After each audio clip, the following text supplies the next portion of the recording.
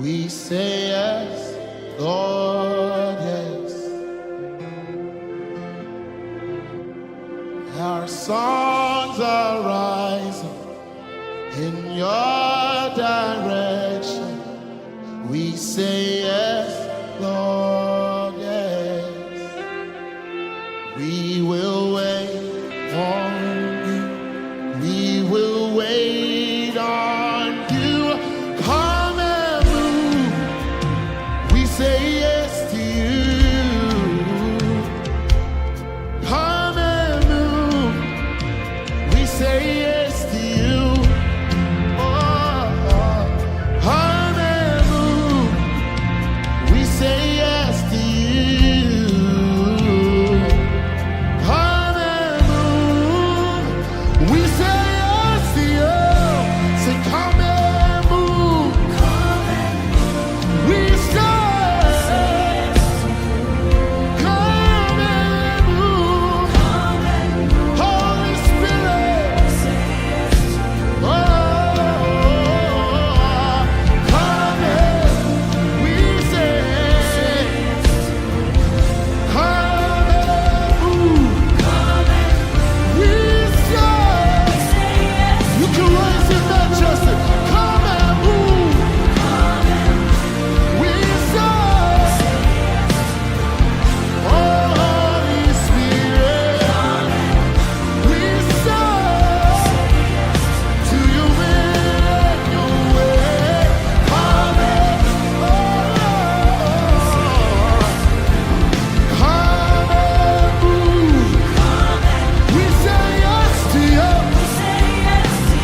We say yes to you. We say yes to you. Holy Spirit, our Father, like a rushing wind, like a wave of fire. We say yes.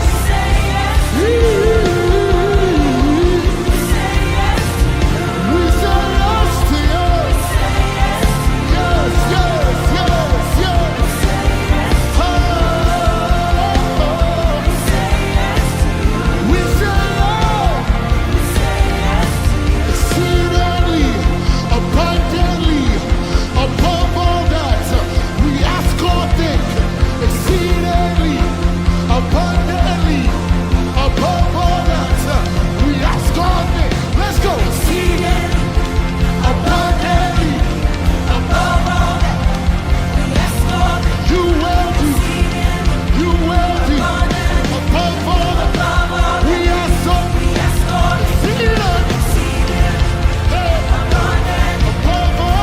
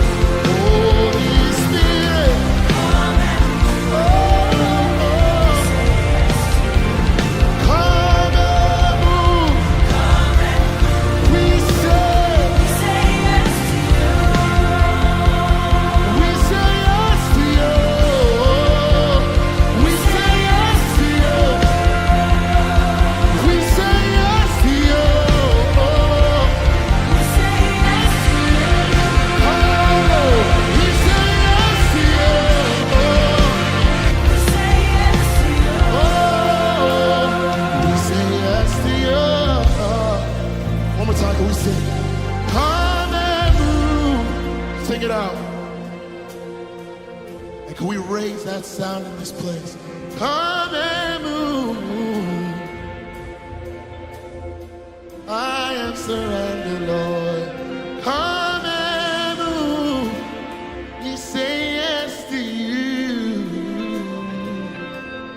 Come and move. we say yes to you. We'll see you high and lifted up, shining.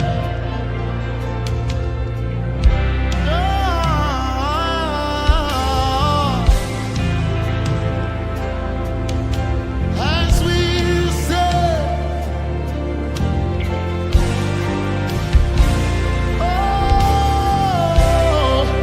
we'll see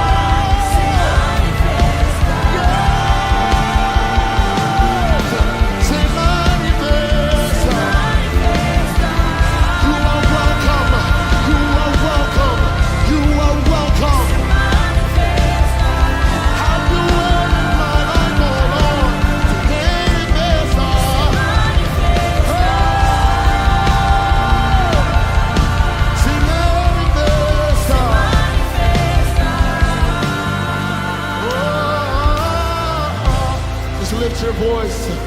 Yahweh,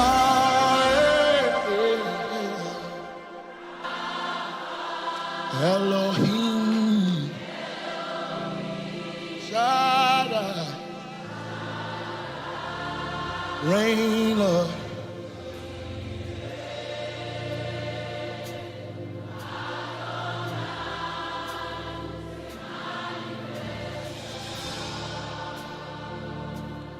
One more time. Yahweh,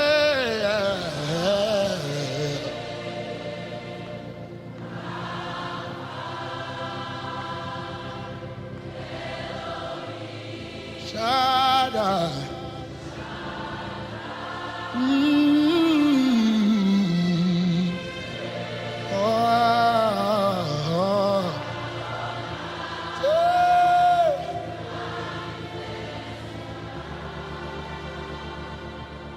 Make yourself known.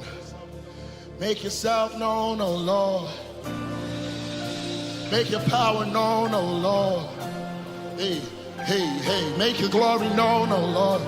I will be the one you can call on. Oh, you will find me right here at the altar, lifting praise and supplication to the King of Glory, because he is worthy, worthy is the Lord, who is slain and seated on the throne. There's no one like the Lord. Oh, elders, creatures bow, give the praise to him and him alone. There's no one like the Lord. Worthy is the Lord, who is slain and seated on the throne. There's no one like elders, creatures bow, giving praise to him and him. There's no one like him. Lift up your hands, say, worthy.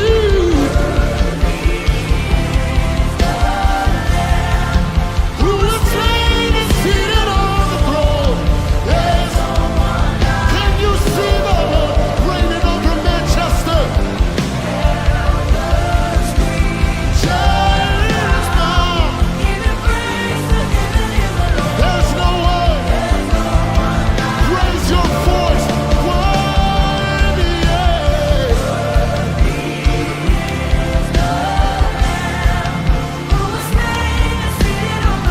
There's no.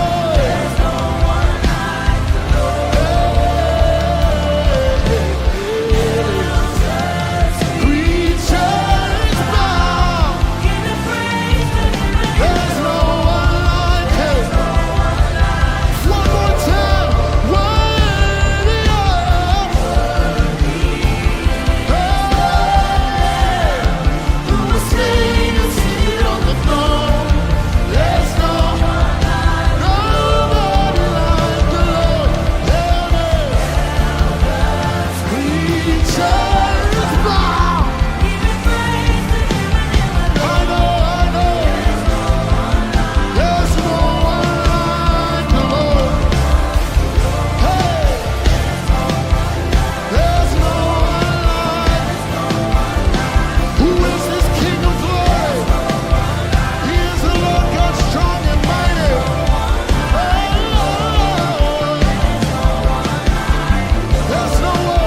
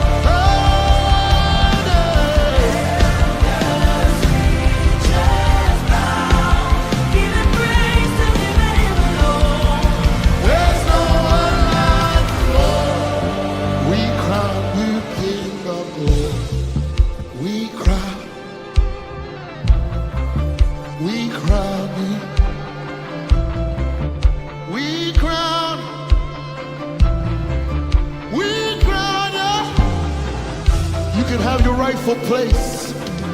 There is no other idol that can take your place. We speak that over Manchester, but we speak that over our lives. You will be the only God I serve. I'll crown you King of glory.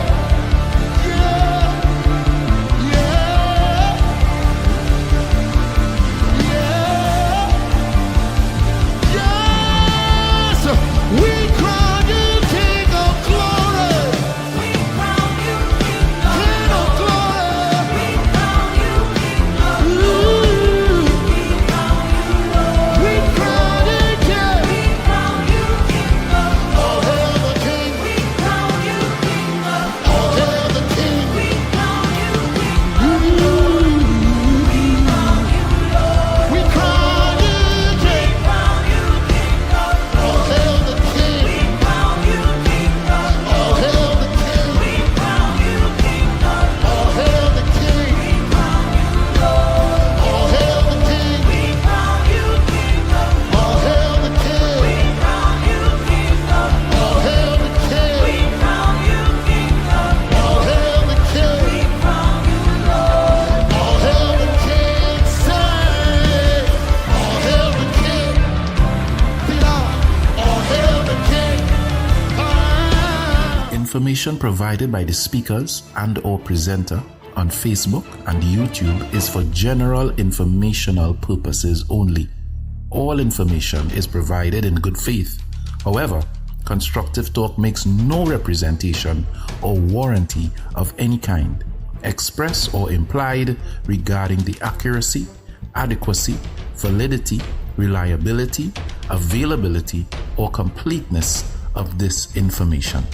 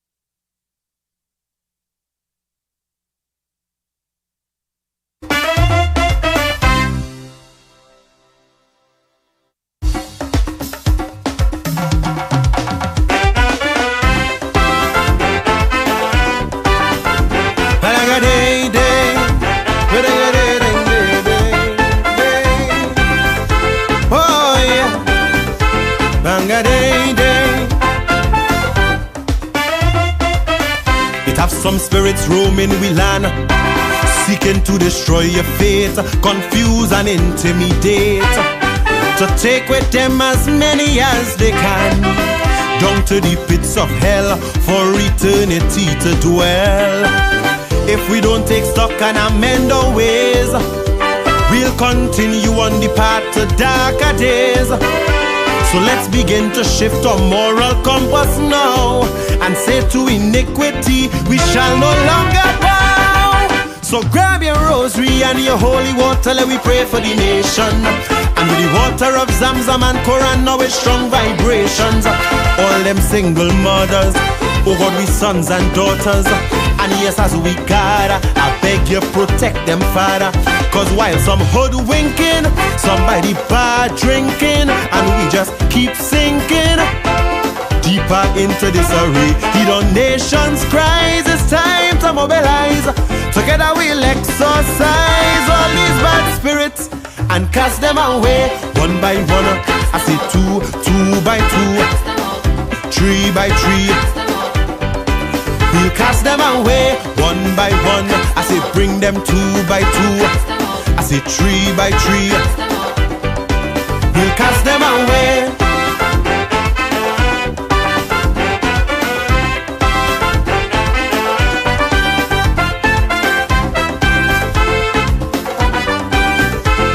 Boy, yeah, yeah.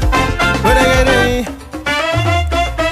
Not too long ago we shared one vision. I for you and you for me. Brotherhood, camaraderie. Embracing each other's traditions. Carnival and Diwali. Jamming soca and chutney. Then a divisive spirit was thrown in the mix. Contaminating we workplace and we politics. Pitting one against the other. Perverting life. Standing on the precipice of civil strife. So grab your calabash, your konanga water, let we pray for the nation. And with Tulsi and Ganga Jal in hand, man, is strong vibrations. All the hate and anger look like hitting hard like banga. But together we labor, because you are my neighbor.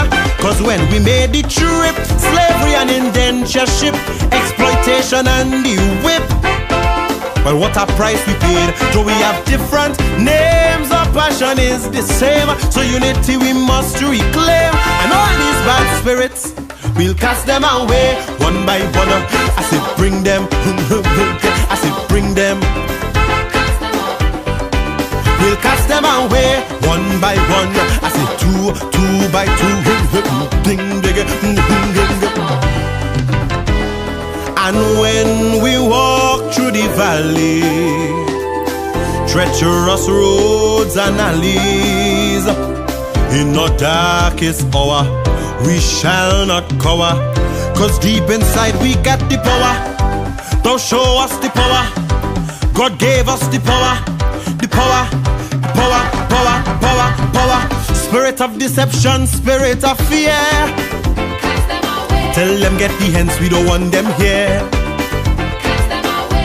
All for money they crave and lust. Well, tell them tonight they go bite the dust. I say greed and envy, yes, the enemy. Spirit of illusion, spirit of confusion, wickedness and war, them who rotten to the core. Termites of the state, while hunger still dominates.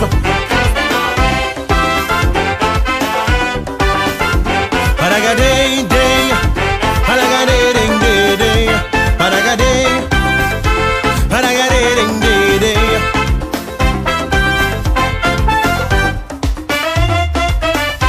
This behavior is not by chance, because when you sell your soul, you are never in control. In this deadly romance, damnation is the reward when money is your god. They flood in the streets with guns and drugs, turning we youths into murderers and thugs. Sleeping with the adversary only brings unrest. That's where imps and wicked spirits manifest. So grab your candle, bring your holy Bible, and we pray for the nation. And with your crucifix and your bell in hand, man, is strong vibrations. All them evil breeders, bosses and leaders, tell the gangs we see them, and we come in to free them. Upholders of the law, businessmen and the poor, fighting this spiritual war. But help is on the way, and we have faith like sand in this holy caravan. So righteous battalion, and all these bad spirits, yes, we'll cast them away one by one. I say cast them two by two. I say cast them, hey, hey, hey, hey, hey, hey, hey, hey. We'll cast them out one by one, two by two, three by three. We'll cast them away.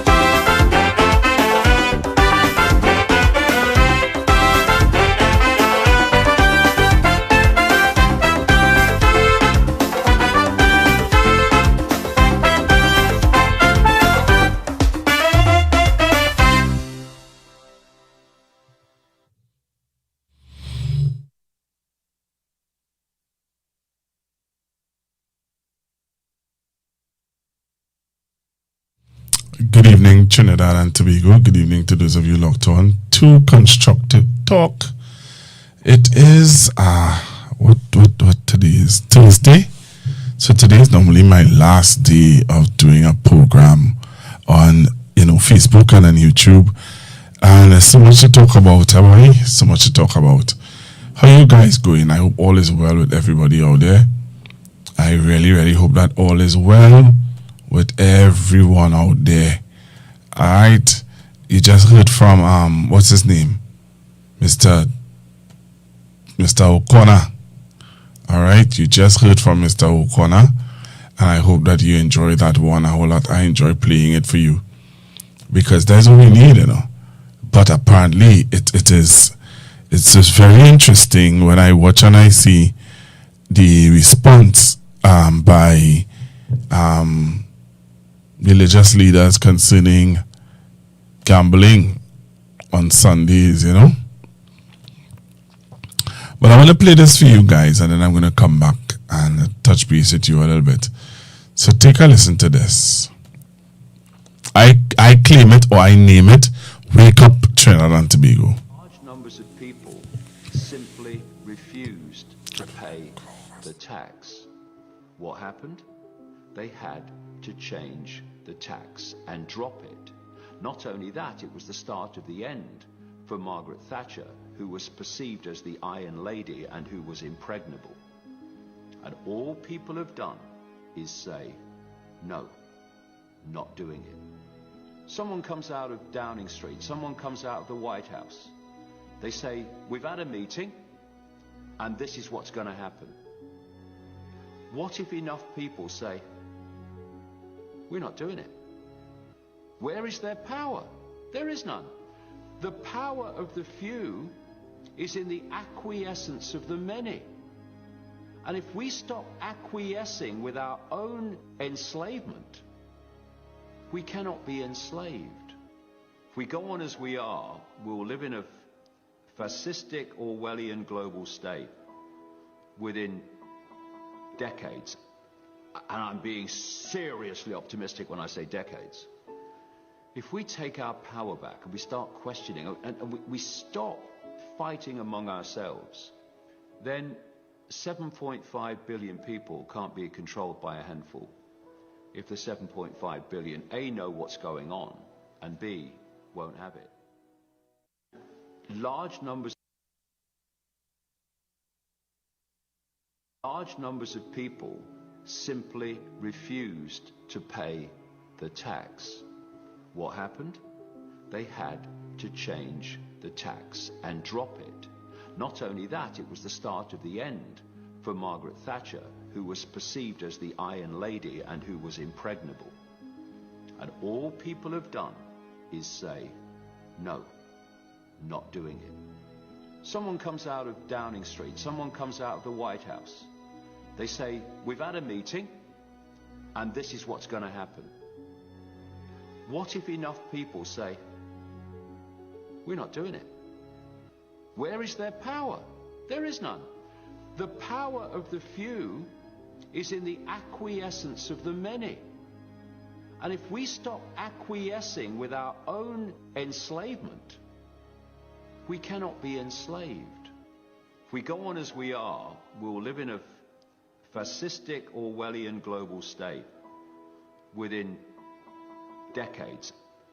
And I'm being seriously optimistic when I say decades. If we take our power back and we start questioning and we stop fighting among ourselves, then 7.5 billion people can't be controlled by a handful. If the 7.5 billion, A, know what's going on, and B, won't have it. Drag your bomb, Mr. Fiddler. I have a story for you. I said I have a story for you. I have a story for you. Well, I like that, eh? From the time you yell a correct, you're dead. From the time you yell a correct, you're dead, you're dead, you're dead. Cause all you to move along, oh. All you to move along, Once you hear he say, she say, you're pulling up like DJ. You wanna hear the story in all its glory. I a man don't like to disappoint, cause I calypso and anointed to tell you the truth. So here's the inside scoop. Last election was the strangest yet. No lie. A young PM get a cocoa sweat. Ooh. When they done adding up the polls, they 173 years old. I'm to them boy. Celebration will glass start to knock. People pass out, can't do the work. 2 days past the leader can't sit. Father and say white or unfit. When the mark buzz, when the mark buzz, when the mark buzz, that they was drinking boy. You idle after your cause I say bus, bus. When the mark buzz, when the mark buzz, real people's pass. Bacchanal is a must from the time you hear la courée, you there. From the time you hear la courée, you there, you there, you there. Cause all you to move along, move along, move along. All you to move along, once you hear about Kankatang, you're pulling up like a wagon. You wanna hear the touring like a lorry. I am afraid to give you the talk. Tysonia does walk the walk and say what we mean. So here's the scene. An old Calypsonian drink some rum. Who's that why? He start to talk like it make him dumb. That's alright. Say that these songs today is trash. I know some men only agree no.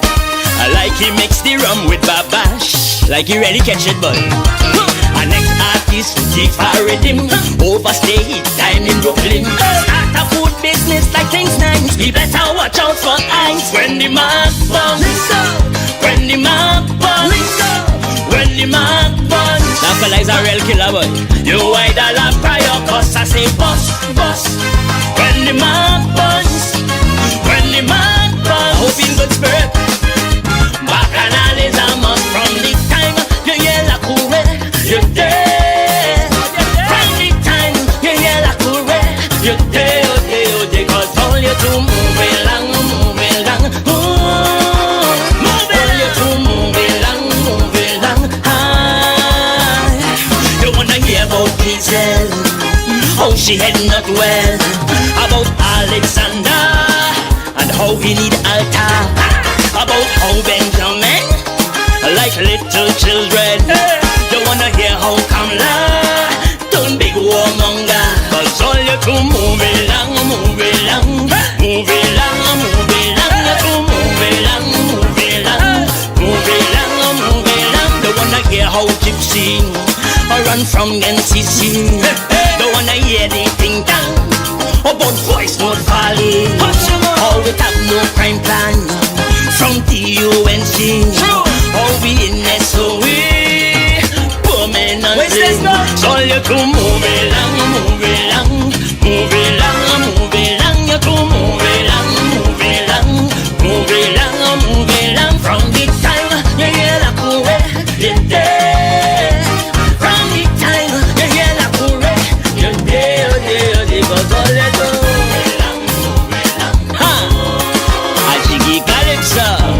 Hey Crazy D, we're not putting no more, eh? Let them come in the tent to hear the rest. It's the vibes. We got shot them. Man.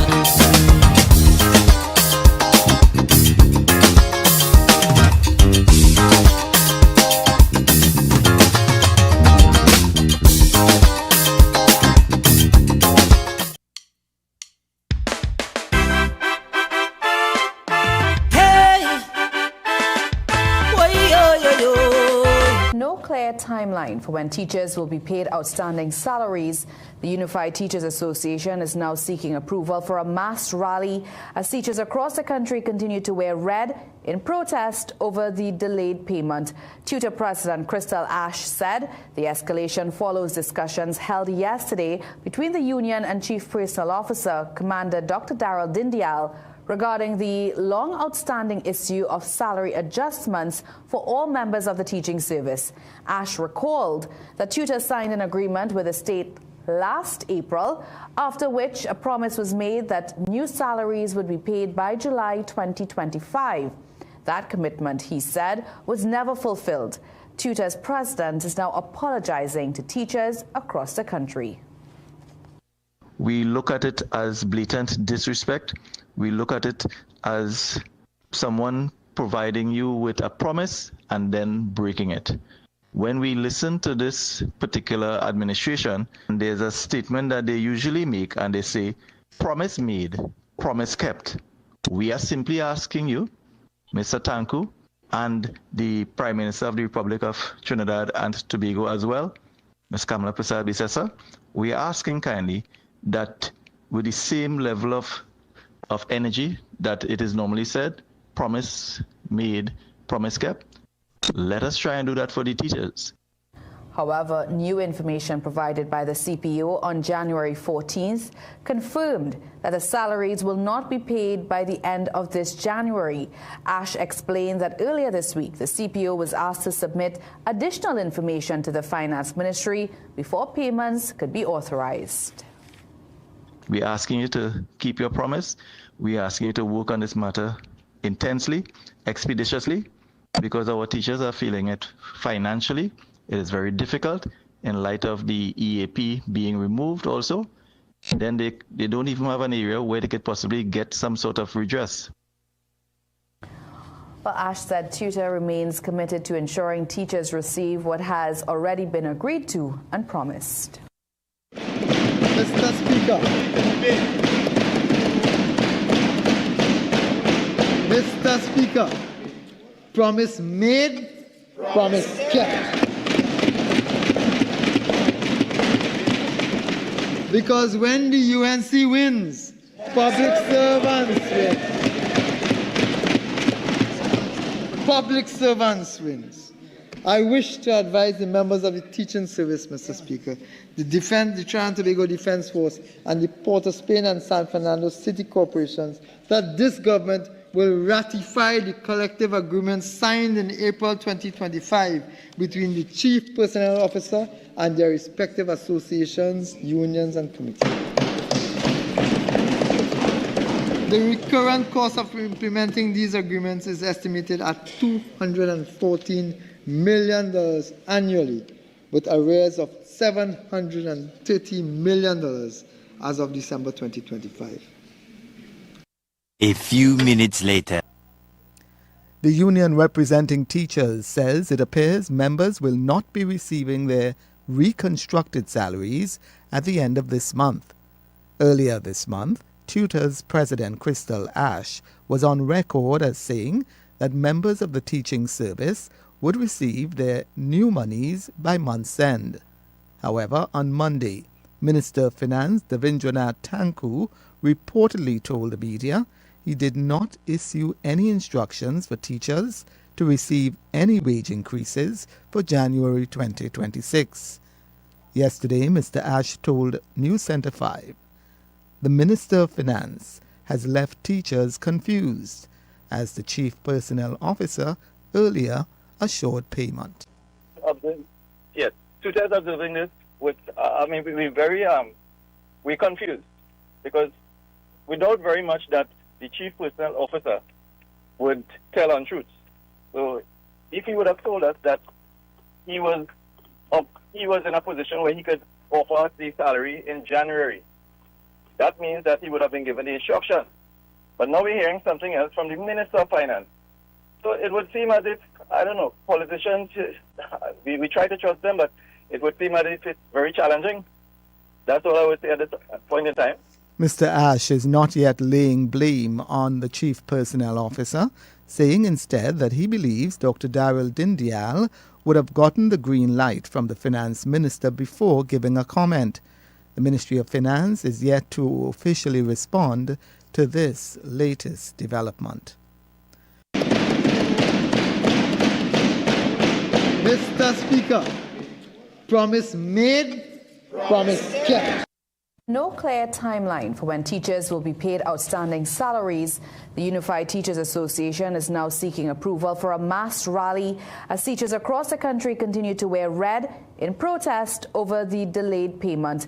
Tutor President Crystal Ash said the escalation follows discussions held yesterday between the union and Chief Personnel Officer Commander Dr. Daryl Dindial regarding the long outstanding issue of salary adjustments for all members of the teaching service. Ash recalled that tutors signed an agreement with the state last April, after which a promise was made that new salaries would be paid by July 2025. That commitment, he said, was never fulfilled. Tutor's president is now apologizing to teachers across the country. We look at it as blatant disrespect. We look at it as someone providing you with a promise and then breaking it. When we listen to this particular administration, there's a statement that they usually make and they say, promise made, promise kept. We are simply asking you, Mr. Tanku, and the Prime Minister of the Republic of Trinidad and Tobago as well, Ms. Kamala Persad-Bissessar, we are asking kindly that with the same level of energy that it is normally said, promise made, promise kept, let us try and do that for the teachers. However, new information provided by the CPO on January 14th confirmed that the salaries will not be paid by the end of this January. Ash explained that earlier this week, the CPO was asked to submit additional information to the Finance Ministry before payments could be authorized. We're asking you to keep your promise. We're asking you to work on this matter intensely, expeditiously, because our teachers are feeling it financially. It is very difficult in light of the EAP being removed also. Then they don't even have an area where they could possibly get some sort of redress. Well, Ash said Tutor remains committed to ensuring teachers receive what has already been agreed to and promised. Mr. Speaker. Mr. Speaker. Promise made, promise kept. Because when the UNC wins, public servants win.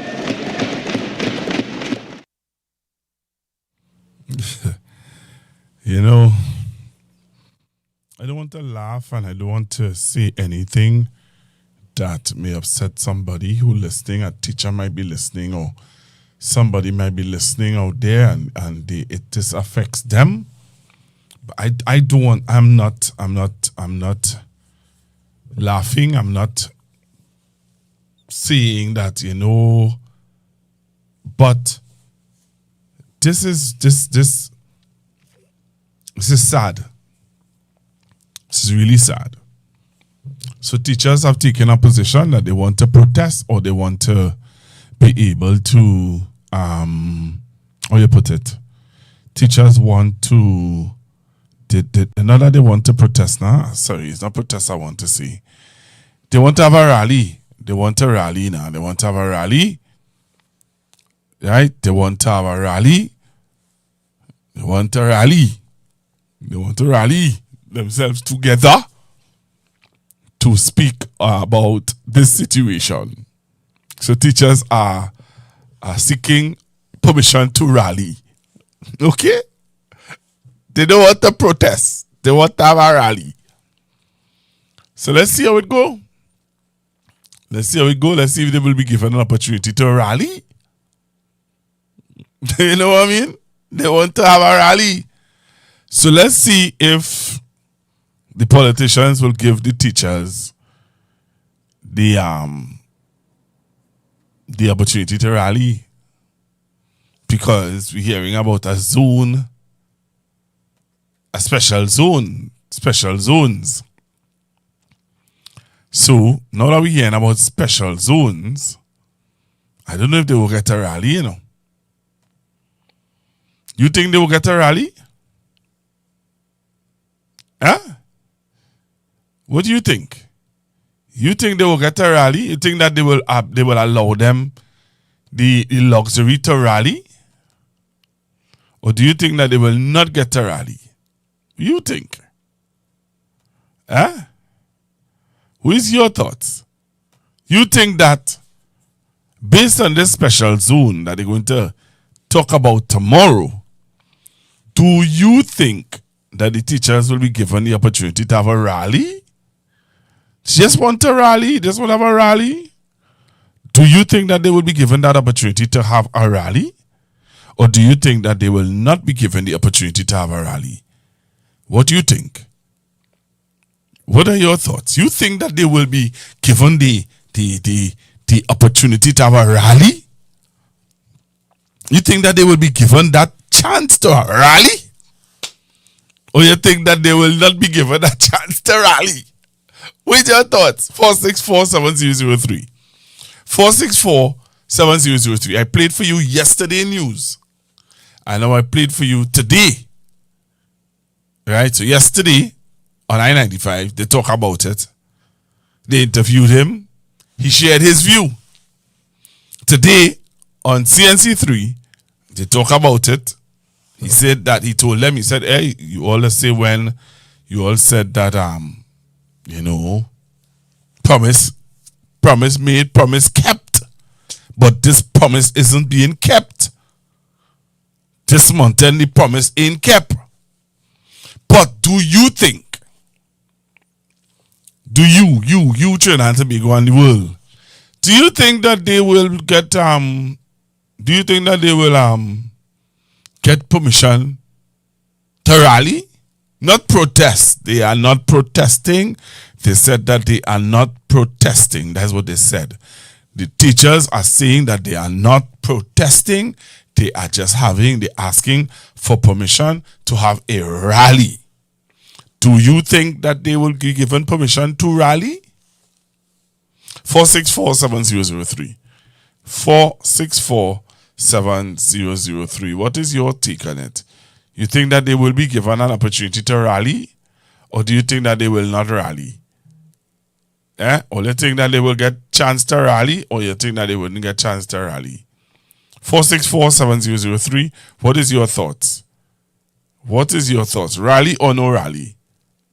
You think they will get chance to rally or not get chance to rally?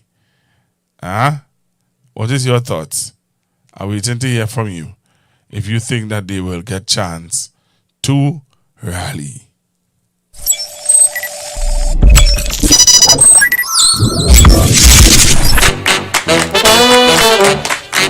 I said give me a F, and let them know that is the code.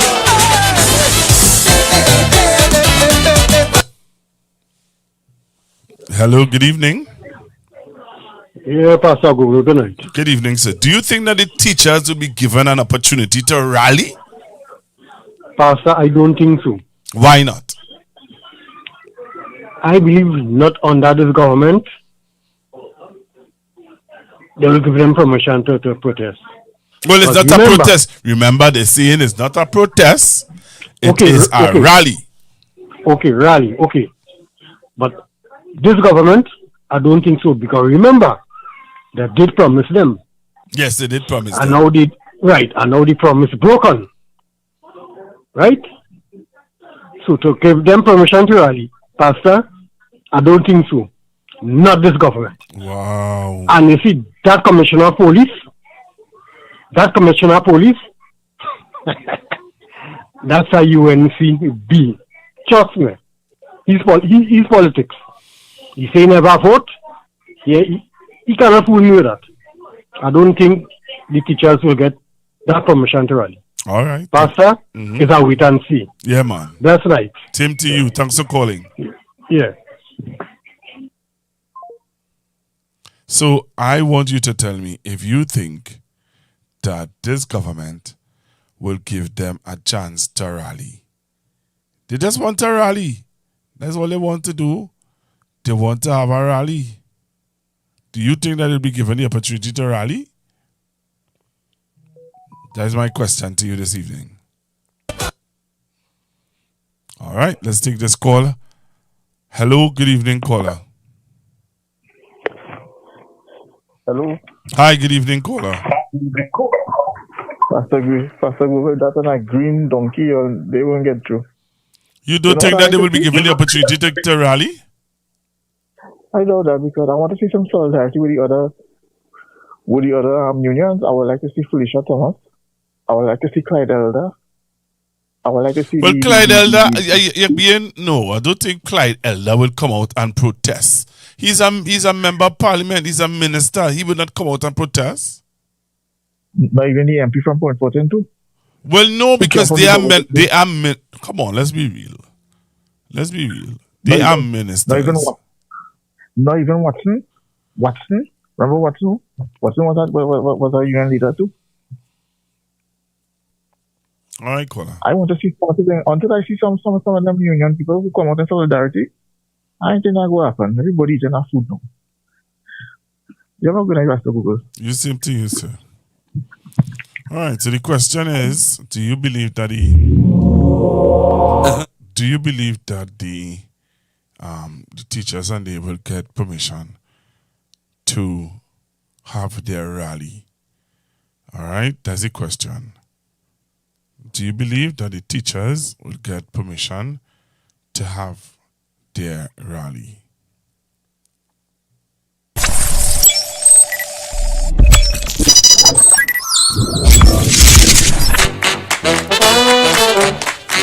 I say give me a F, and let them know that is the code.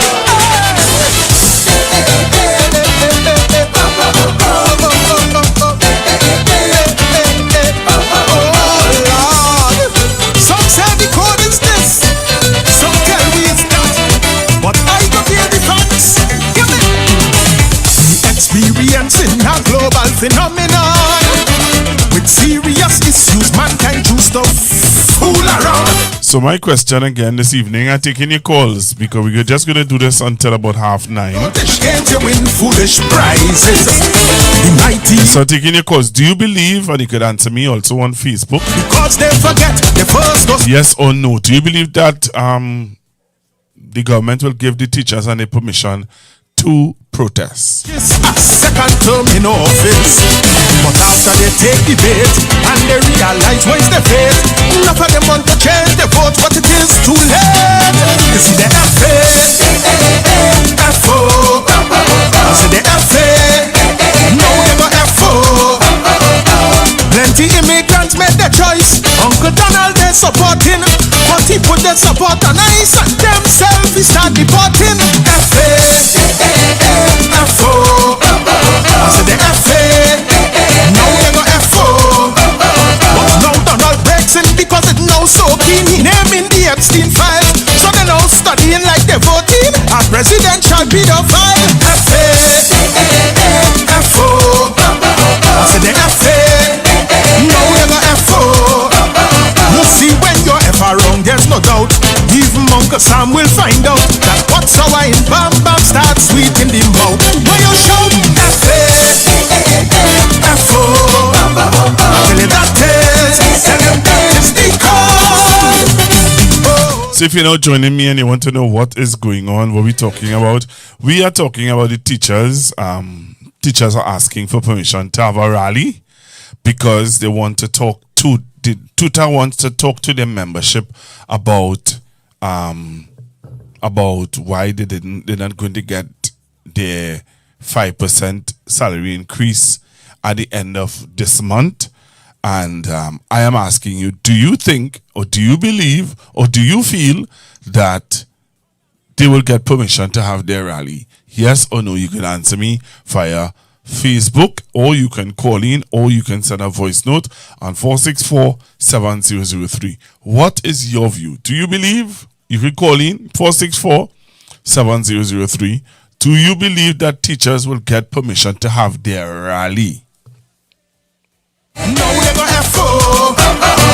The two worst Alexanders in the world and team make ministers. One is a racist troll and one need a West Indian first primer. FA, FO, I said the FA, no we go FO.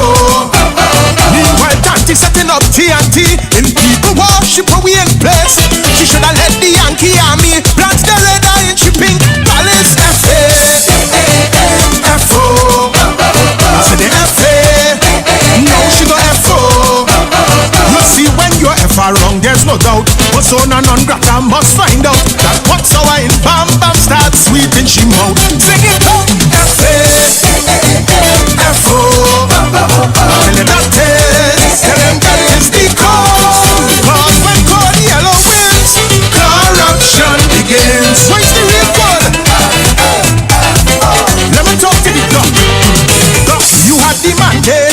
bolster the electorate.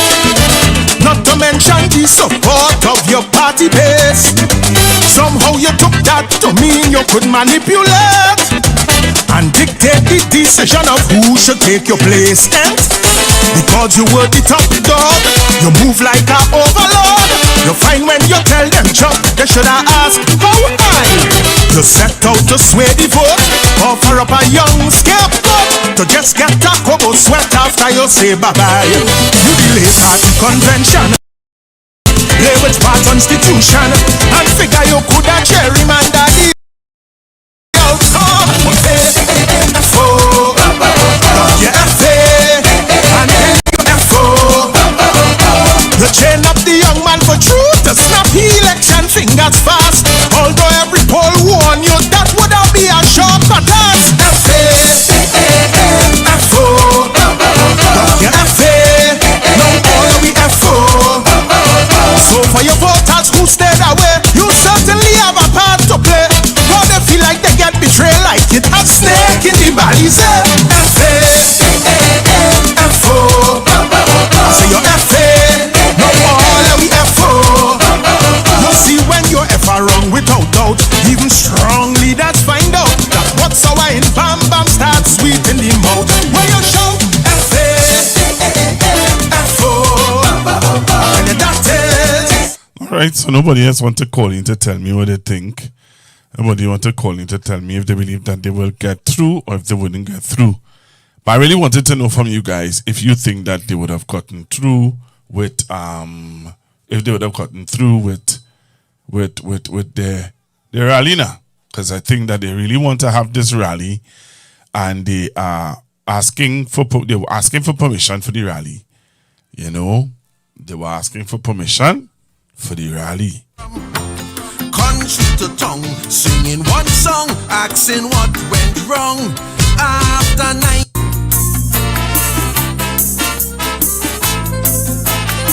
I wanna fly. So that was the question I asked. Badge on time. And so I heard Kurt Allen new song today. wanna fly. Badge on time. An overwhelming rejection. Supporters, analysts have the same question. What is the real reason PNM lose the election? So I'll play Kurt Allen's song later down. Later down I'll play Kurt Allen's song, but I want to play this special zone. This thing bothered me today, boy. But you know what? I asked Commander Dindial for an interview because he was upset. He not into that special zone nonsense. And he told me he will give me an interview on Monday because he want to weigh into it. But he doesn't want to do it on my platform to get me in problem. So he's saying that he is going to do the interview, but on Monday he will do the interview because he is mad. He's upset with this proposal that the government is going to present to the parliament tomorrow. So tomorrow the parliament is going to be convened and they're going to present this to the parliament tomorrow. Take a listen, Trinidad and Tobago. Even before Parliament meets to debate proposed zones of special operations, one criminologist is tonight warning the plan will not work. Darius Figueroa says the legislation expected to replace the current state of emergency will give the Prime Minister powers to declare high crime areas as special zones, allowing searches without warrants and curfews of up to 72 hours. But the criminologist argues the model adopted from Jamaica has proven ineffective against transnational organized crime. He also dismisses claims that recent drops in murder rates in TNT and Jamaica are due to security measures, warning instead that the decline signals a pause before renewed violence. However, Jamaican National Security Policy Advisor Professor Raymond Clayton says for zones of special operations to work, local politicians must set aside their differences for the greater good of the country. Clayton spoke to Johnson Levin about the proposed zones of special operations, saying an all-of-government approach is essential to its success.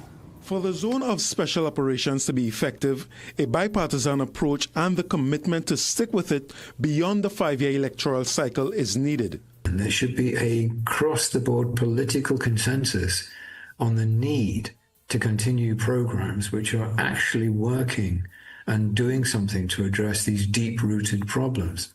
Clayton, who has 30 years of international experience in national security and policing policy development, says the system worked in Jamaica until political divisiveness derailed it.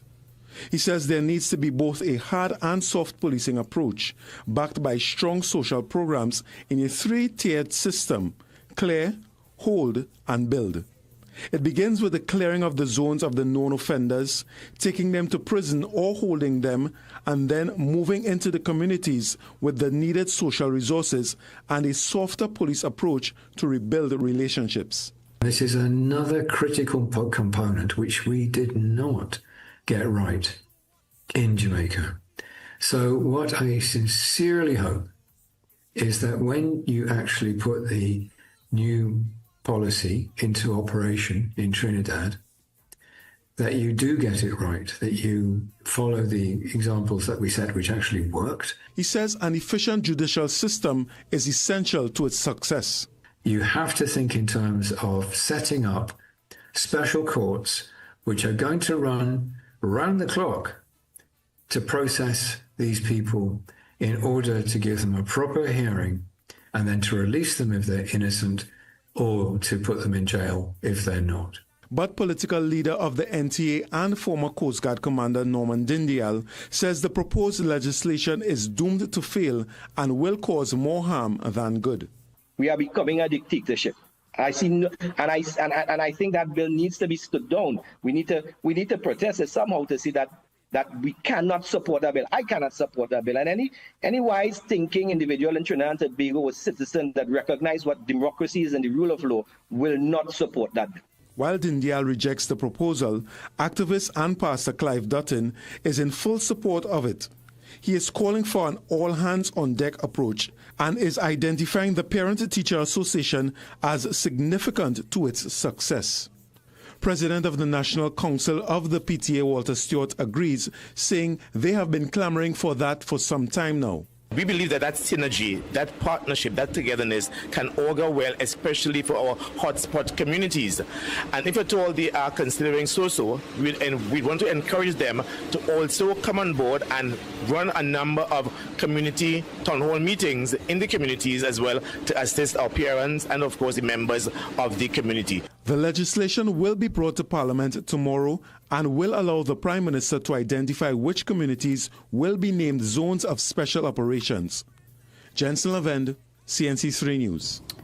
As we just heard, come tomorrow, Parliament is set to debate legislation that gives the Prime Minister expanded powers to declare high-crime communities as special zones. This will allow for curfews of up to 72 hours and searches without warrants.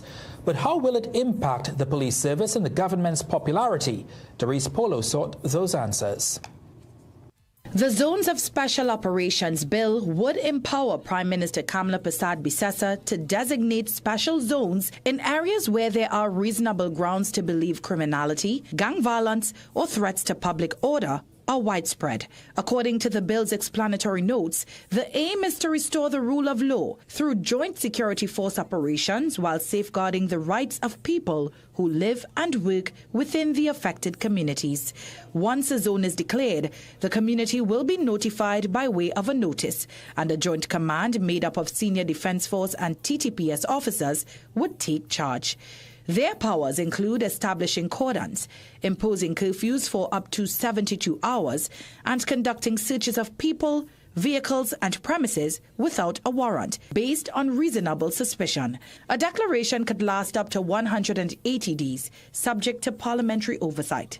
The Prime Minister or the Minister responsible for national security would also be required to report to Parliament within 14 days of declaring a zone. Political analyst Dr. Shane Mohammed believes public frustration with crime has created space for tougher measures. I believe we're at a stage in governance where the population is prepared to allow the government to do what it needs to do to correct the wrongs that had been allowed to fester in the society for too long. A former senior executive member of the police service, speaking on condition of anonymity, compared the proposal to existing security strategies, such as the interagency task force, where patrols are done in special zones. He argued that this has been successful and will bring positive results. Now, the bill outlines safeguards, including limits on detention, mandatory court oversight, and access to attorneys and medical care. It also introduces penalties of up to $50,000 and a year in prison for obstructing security forces operating within a zone. There is also a $20,000 fine on summary conviction for giving a false name or address. In addition to security operations, a social development committee would be established to address long-term economic and social conditions in affected communities. Joint Forces members will also wear body cameras as far as possible, and their weapons will be lodged at the Forensic Science Center. The legislation requires a special 3/5 majority to pass, which the government has with its 28 MPs, including the 2 Tobago seats. Efforts to get a response from the police commissioner, opposition leader, and opposition MPs have been unsuccessful. Doris Polo, CNC3 News.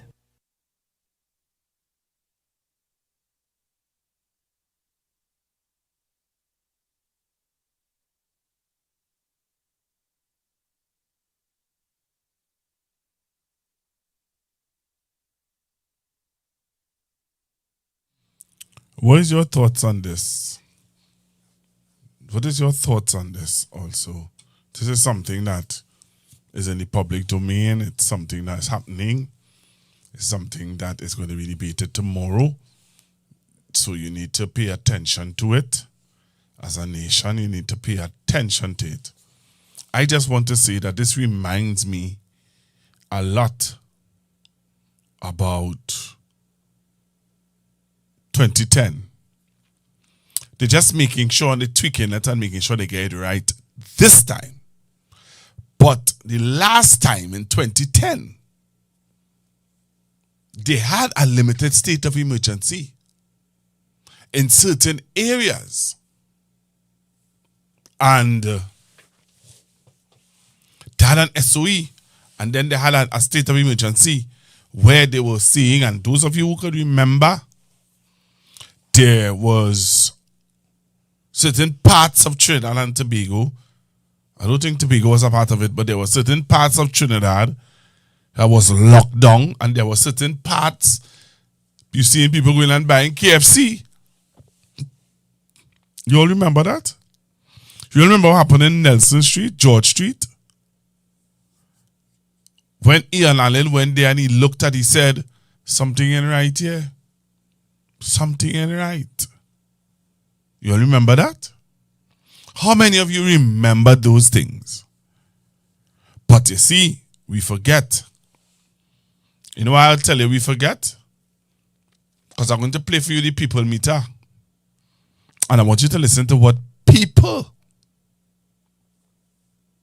had to say. What does the people of Trinidad and Tobago think about it? What people say? Take a listen to what the people had to say now. Take a listen. All they think is a joke. No, it's not a joke. We really do forget as a nation. We just forget. And when we forget, we're doomed to let it happen. But this time they are well organized. This time, the Kamala Persad-Bissessar government is well organized in doing what they have to do. Take a listen to the people, what people had to say. Structure.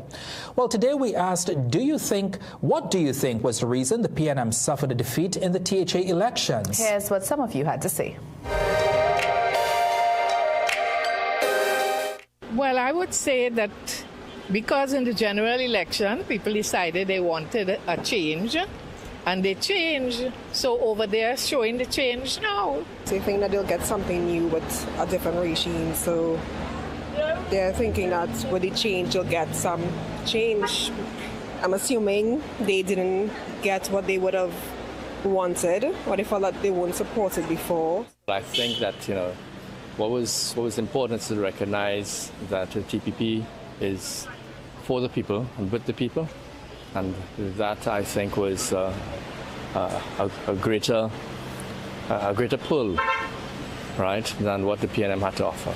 I think it could be because historically Tobago has been kind of sidelined, especially by all of the previous governments that have existed in the past. I am not into politics, okay, but the fact that they didn't win one seat, that is just a reflection of their performance. They want a change. They wanted a change. They wanted to see what the UNC government would do for them.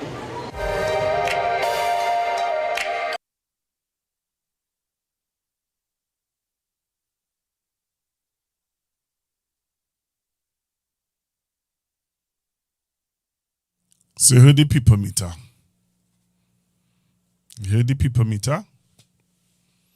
You heard what people had to say. Honestly, I want to hear what you have to say. I want to hear what you have to say. Because you heard what the people had to say. What do you have to say? Right? Well, today, many of you will know that Fally Augustine was sworn in as the Chief Secretary for the Tobago, for Trinidad and Tobago, So, many of you will know that he is now the Chief Secretary for Trinidad and Tobago. Hello, good evening. Yeah, Pastor, good night. Good evening, sir. I am a PNM and I'm a strong PNM supporter, right? Right. Now, I listened to the results. I wanted PNM to win. But so happened, it did not happen. TPP come and win. But as Sally said, PNM for 21 years. He only had 4 years. And as we know, that 4 years was very poor. Right? We all know right-thinking citizens know that it's the People's National Movement that have Tobago looking good as of it is today. Because at the end of the day, when you really think about it, Sally really do anything for Tobago. Right? But he said PNM ruled for 21 years, they didn't do nothing. He only had 4 years, so he asked for another chance. So the people decided, look, here we're going. We're going to give him an next 4 years. Right? Because he wanted an next 4 years because they say PNM may do anything. And on the other hand, now power, now Fally, yes, he had power before, but I believe at this time, the power might be a little worse now. Because in the THA, it won't have no opposition. Right? So Fally and his members can do what they want, say what they want, and do what they want. It have nobody to oversee them.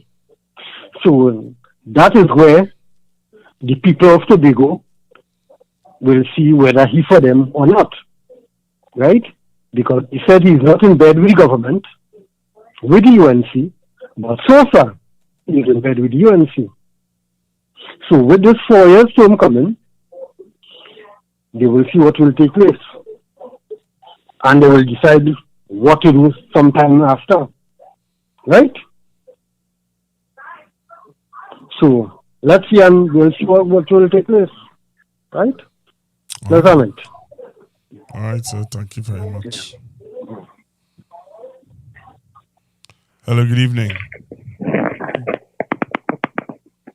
Hello, good evening. Hi, good evening, Pastor Google.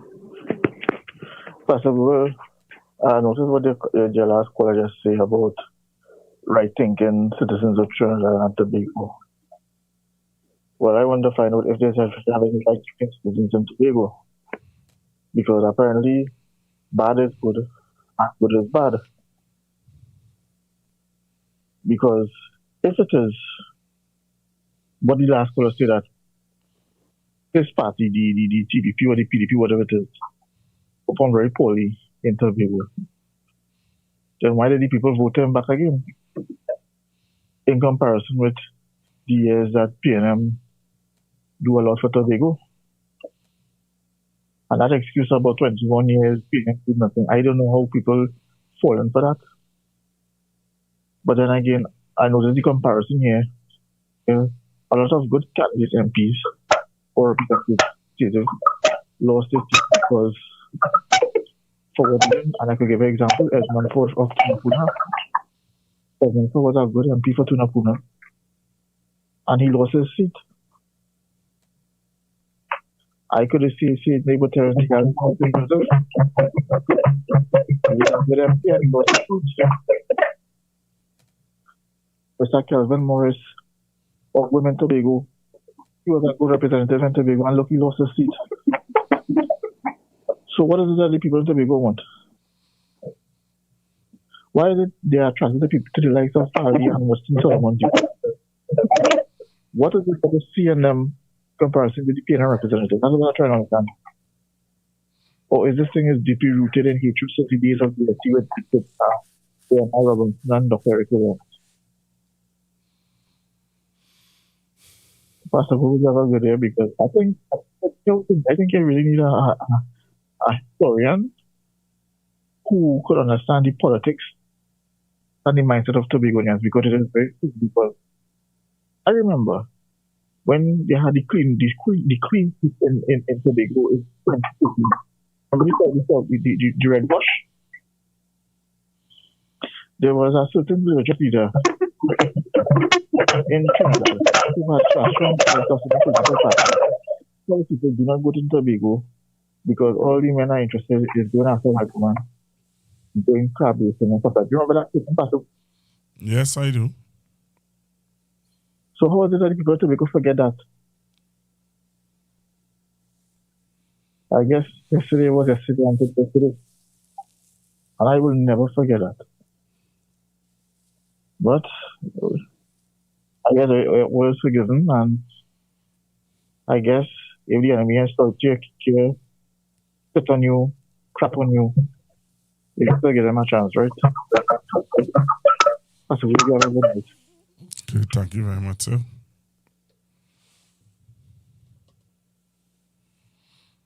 All right, so I continue to take your calls. 464-7003, 464-7003. Okay. I thought you sent a voice note. Let's see. Afternoon, I don't have no app seeing it clean.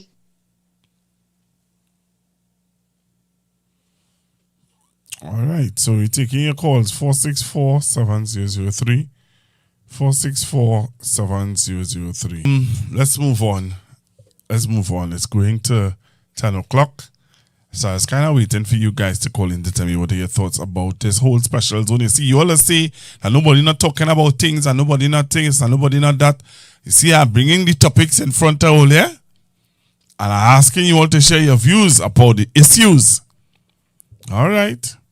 Okay. Don't say I didn't give you the opportunity to talk. Let's go on.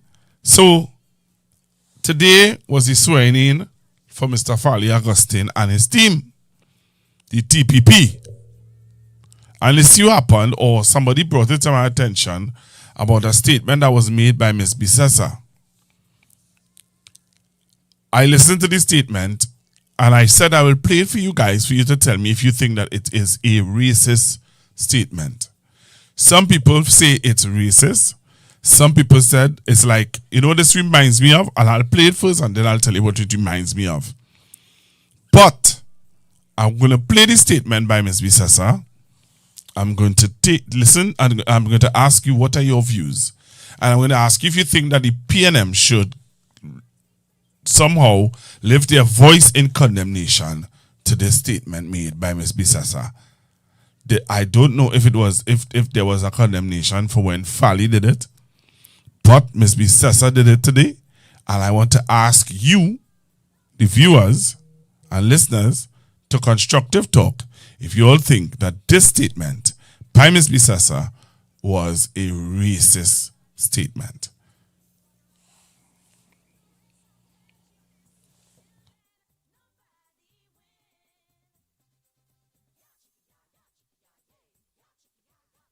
We love you all, we love you. And make sure the anchor holds right up until the next stage election. Blue, blue, blue.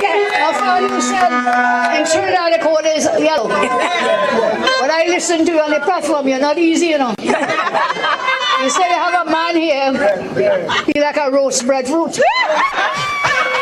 I heard you. You said the man is like a roast breadfruit. And you said, but that's not the right kind, because inside not yellow like a good butter breadfruit. So the yellow in Trinidad is a butter yellow. And the blue, blue, blue, God loves all of you. Thank you, thank you, thank you. Love you, thank you.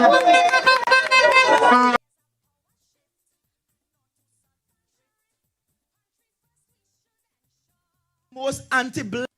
PNM is the most anti-black party in the country. PNM is the most anti-black party in the country. PNM is the most anti-black party in the country. PNM is the most anti-black party in the country. Don't be fooled. Let me be plain to you. They just walk around fooling poor black people, telling them this is a black party, and when they get in office, it's only the 1% that's benefit. Only people that don't look like me and you. And that is why in the past, we call the former Prime Minister a roast breadfruit. He black outside and the inside still white. And not even no good butter breadfruit. He not even yellow, inside white. PNM is the most anti-black party in the country. We love you all, we love you. And make sure the anchor holds right up until the next stage election. Blue, blue, blue. Now, for you said in Trinidad the code is yellow. But I listened to you on the platform, you're not easy, you know. You say you have a man here, he's like a roast breadfruit. I heard you. You said the man is like a roast breadfruit. And you said, but that's not the right kind, because inside not yellow like a good butter breadfruit. So the yellow in Trinidad is a butter yellow. And the blue, blue, blue, God loves all of you. Thank you, thank you, thank you. Love you, thank you. Most anti-black. PNM is the most anti-black party in the country. PNM is the most anti-black party in the country. PNM is the most anti-black party in the country. PNM is the most anti-black party in the country. Don't be fooled. Let me be plain to you.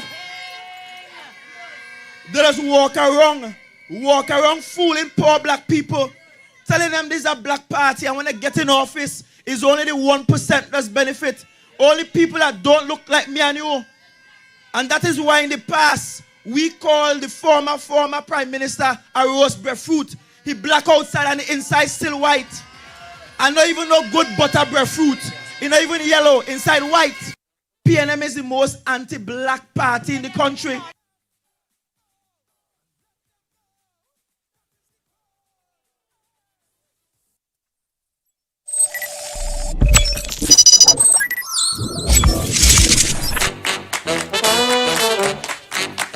I said give me a F, A, F, O, and let them know that is the code.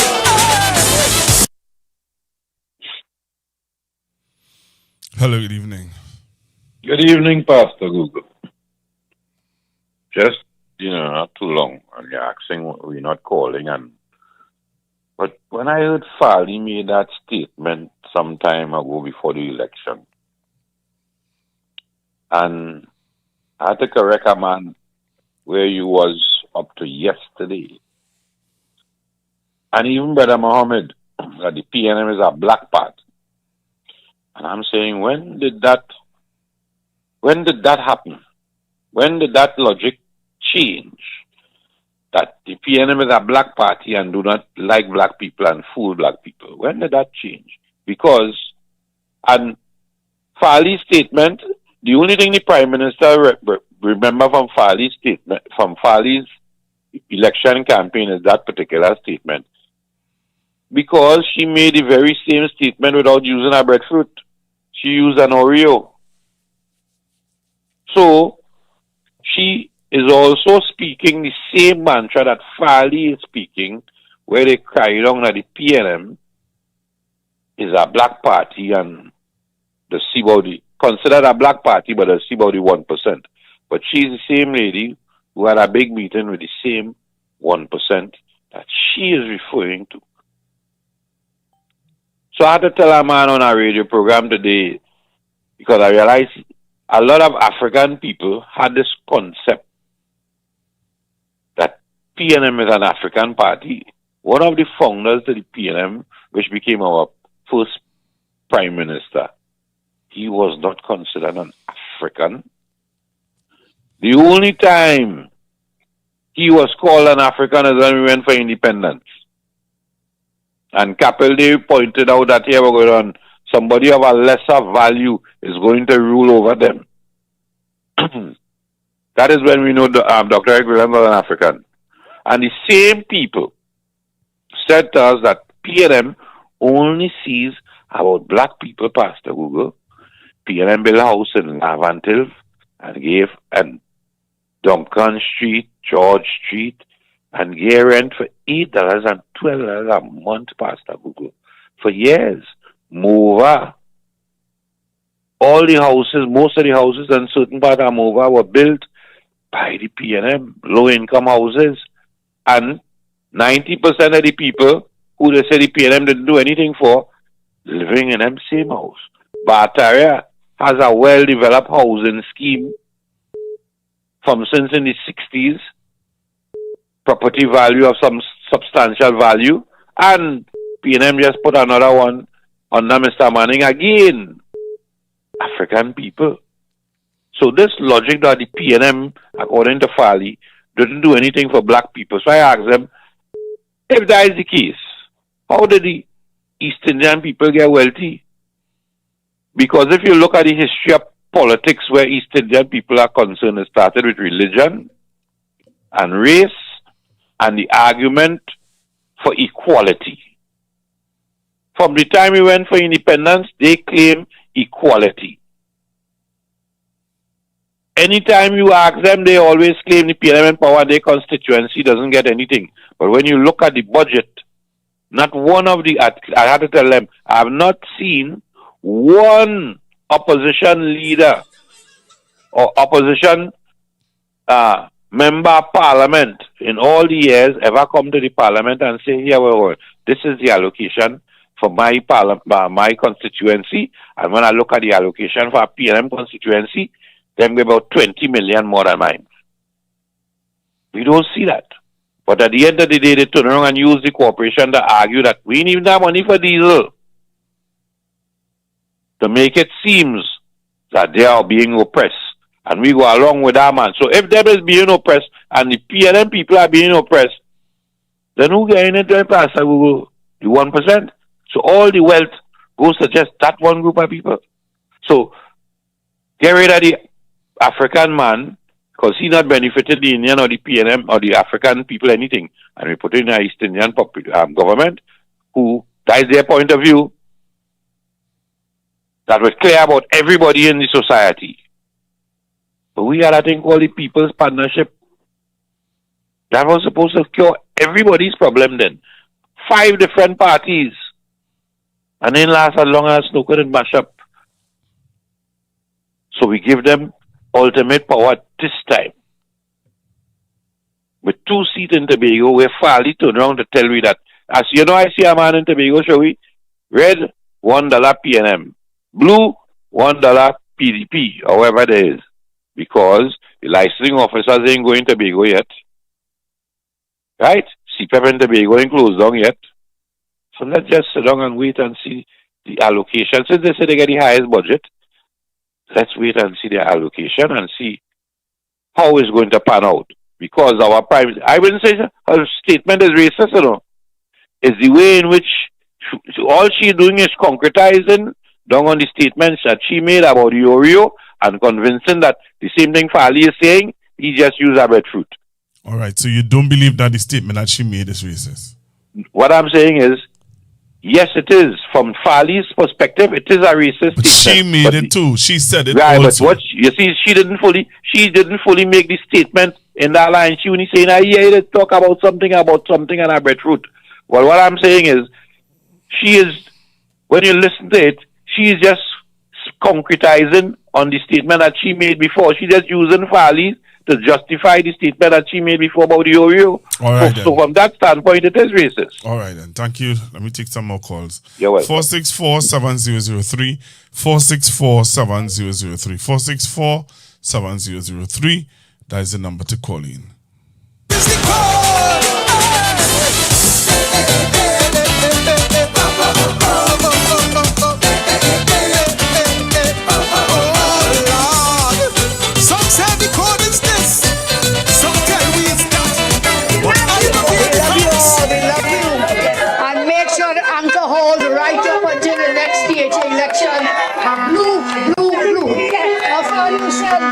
In Trinidad, the code is yellow. But I listen to you on the platform, you're not easy, you know. You say you have a man here, he like a roast breadfruit. I heard you. You said the man is like a roast breadfruit. And you said, but that's not the right kind, because inside not yellow like a good butter breadfruit. So the yellow in Trinidad is a butter yellow. And the blue, God loves all of you. Thank you. Love. Hello, good evening. Good evening. Yes, it's racist. Yes. Why you think? Coming from another race, it is racist. Yes. Okay, thank you very much. That's my take on the plums in the back, they're giggling. They're laughing. All of them black like the breadfruit too, you know. But they're laughing in the back there. Sickening, yeah? I hear you, man. I hear you. Thank you very much. No problem. Yeah. So taking your calls, 464-7003, 464-7003. Do you believe that the statement made by Farley that was echoed by Ms. Bisessa, is it racist? Hello, good evening. Pastor Guru, good night. It's Good evening. racist. Pastor Guru, I stand up and I watch African people, black people stand up, including Farley, stand up in the back of the Prime Minister. She used the remarks, but not the full thing. But they applaud the Prime Minister. They laugh at the Prime Minister. So which means they glad she used the remarks, right? Against a former black Prime Minister. Right? So they applaud her. They're happy. So here the Prime Minister used the same remarks that Farley used towards Dr. Rowley as a black breadfruit, white inside. And they're happy about that. That's not something wrong with African people. Thank you very much. Thank you very much. So I'm taking your calls, 464-7003, 464-7003. Do you think that the statement is racist? Do you think that the PNM should respond to it? Hello, good evening. Hey, good night, Pastor. Hi, good evening. That's a racist statement. That's a racist statement. She pushed the narrative, right? And it was a further attack against Mr. Rowley, the senior gentleman who called in, right? Would have assessed that comment she made before attacking the former Prime Minister and calling him an Oreo. That is a racist statement.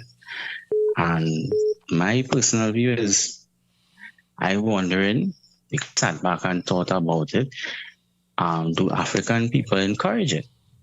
When we criticize Dr. Rowley and how we attack him mentally, emotionally, right? Do we open up the channels for these people to express their view and use their racism and their prejudice, right, as an advantage, as a gateway to make these statements?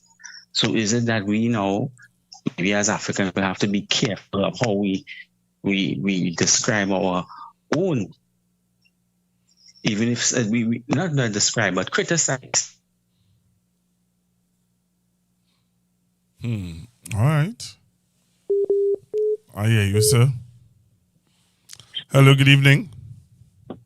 Hi, good evening, Pastor Google. Good evening, ma'am. What do you think about this statement? Do you think that it's racist? Or do you think that she's just making fun of something that Fally said? You see, listen. I sort of kind of grew up in Tobago. Every holiday, my mother used to send me across by my cousin and them. Something. And I never know Tobago people to be so disrespectful to their own countrymen. That is so disrespectful, these little children and them. I don't know how they became like this, but it's so, you say racist, boy, that racist is disrespectful. It's everything, because let me tell you why. They can't do the Indian and them. None of them could say nothing disrespectful about an Indian, because the whole Indian community could come down on them. Why they doing their own people these things? You campaign for election, nobody will say no. You winning your election, but why you have to be disrespectful, especially to a senior citizen and a former prime minister? Man, the vengeance and Moko will take Fally them. They ain't gonna know what hit them. Let them go ahead. They too empty and too hateful and disrespectful, but oh God. No. Pastor Google, I think that is it for me from tonight.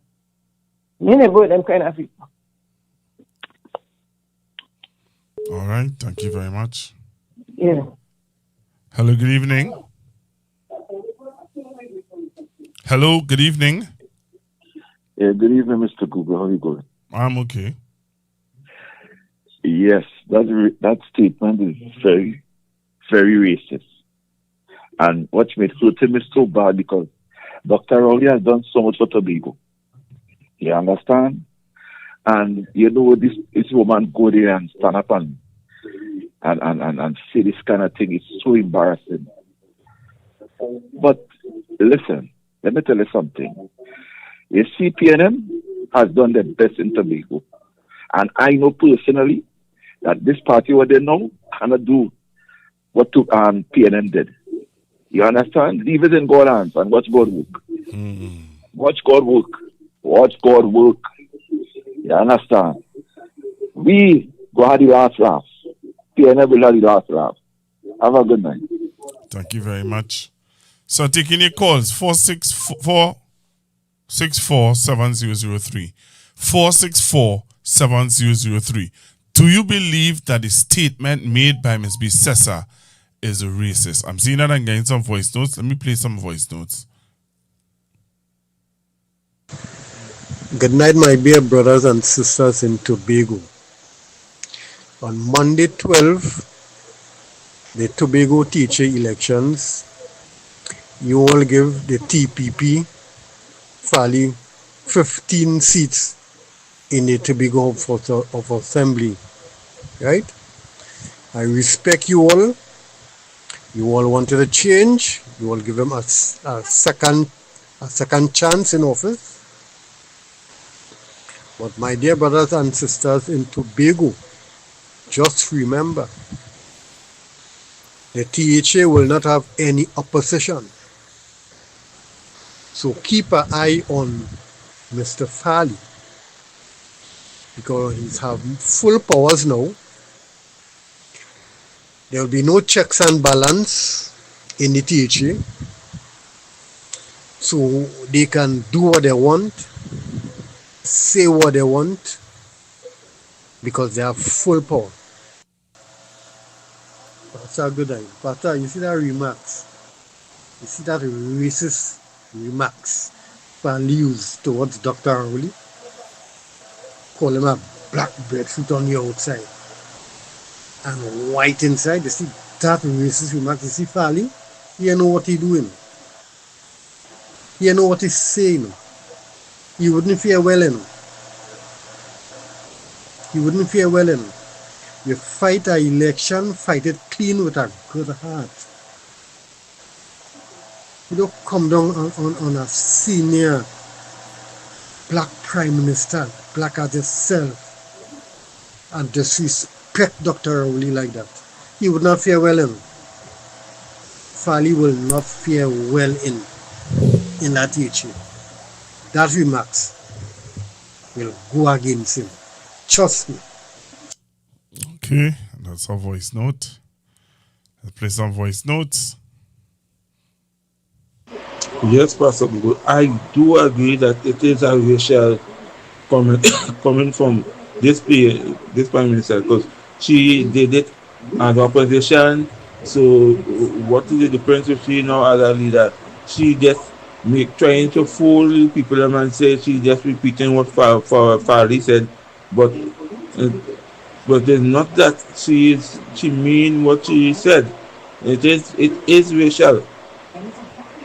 And it's time now that we get up and stand up against this racial thing that she's coming forward to say about us. We have to get up now. We have nobody else to help us. No union, no unions to help, and no human rights people. All of them quiet. So we have to do it on our own. We have to find some way to do it on our own. That is why I believe they won't give the teacher them no time to go and have the rally, because if they get through the rally, everybody else want a rally to talk about things. So they will not allow that rally at all. That's what I said. They will not allow that rally at all. All right, thank you very much. Let's see if I have any more voice notes. Yeah, I think I have one here. What time this voice note came in? No, that's not. No, that's not today. When was this voice note? All right, so I'm taking your voice notes and I'm taking your calls. 464-7003. 464-7003. What is your thoughts on this video? What is your thoughts? We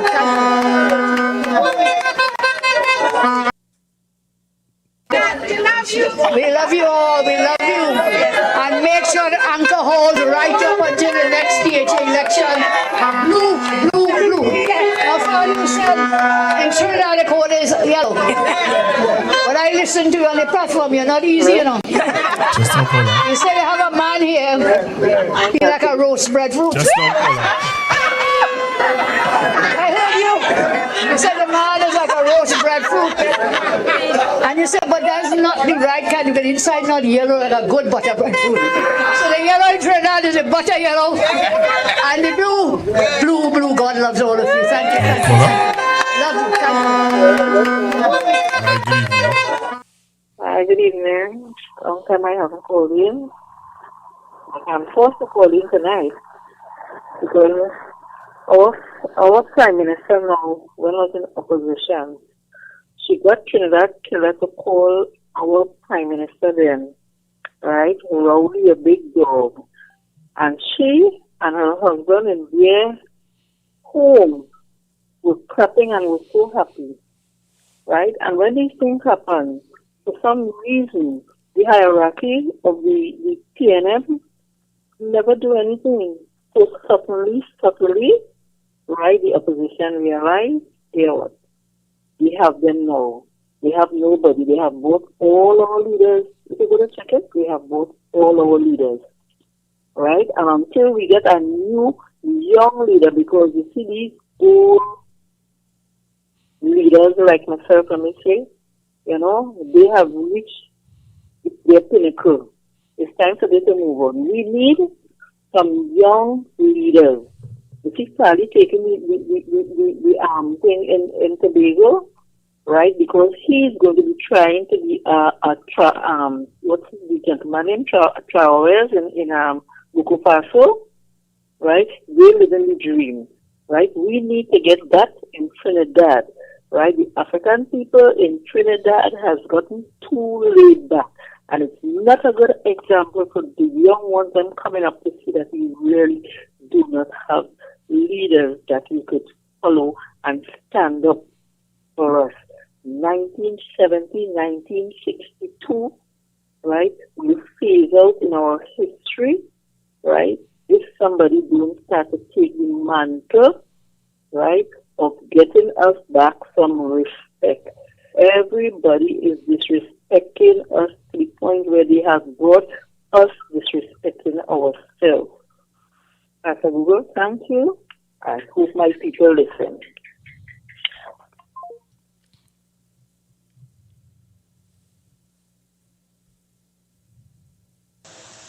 Pastor, the voters should be watching that video. See that video? The voters who vote for Fali, who give him the second chance, they supposed to be watching that video. Because Fali say he not in bed with the UNC. But look at what going on there. Tobagonian, open all the eyes. Open all the eyes.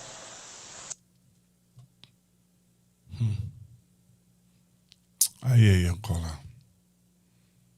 I hear your voice note. We love you all. We love you. And make sure the anchor holds right up until the next DHA election. Blue, blue, blue. Now, for you said, in Trinidad, the code is yellow. But I listen to you on the platform. You're not easy, you know. You say you have a man here. He's like a roast breadfruit. I heard you. You said the man is like a roast breadfruit. And you said, but that's not the right kind, because inside not yellow like a good butter breadfruit. So the yellow in Trinidad is a butter yellow. And the blue, blue, blue. God loves all of you. Thank you, thank you, thank you. Love you, thank you. Hello, good evening, caller.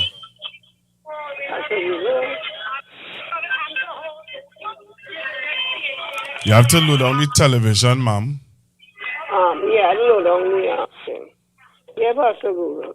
I didn't want to call you now, but that lady last week called before the general, and I had to call. Why it is they always saying, but they need a young leader for the PNM, and we need a young leader.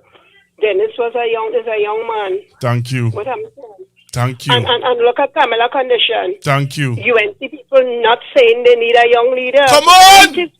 Pastor Google, I am so hurt, I am from Laramie. I am so hurt, Pastor Google, of what I am hearing. Every time PNM lose the election, PNM people just jumping on this woman and calling her penny, all kind of, why it is we can't get together? Why it is, look at the UNC, all the boards are Indian. All the boards are Indian people. And everybody knows that the PNM doesn't help the African people. PNM doesn't help the African people. I am the mother who call and tell you that my son is getting a work. He qualifies as a doctor up to now, Pastor Google, he home still. It is hurting me. And to hear they calling disrespecting Dr. Rowley like this, it really, really hurting me. And everybody stand up around Kamala, black people, Tobagoan people, really, really disappoint me. They disappoint me. Because I know Tobago people. I had dealings with people. I have family who's Tobagonian, and I never knew that Tobago people was like this. To turn again your own, you have this woman in the middle calling Dr. Rowley that, and the man is a born Tobagonian. So what will you leave for Trinidadians to call him? What is this?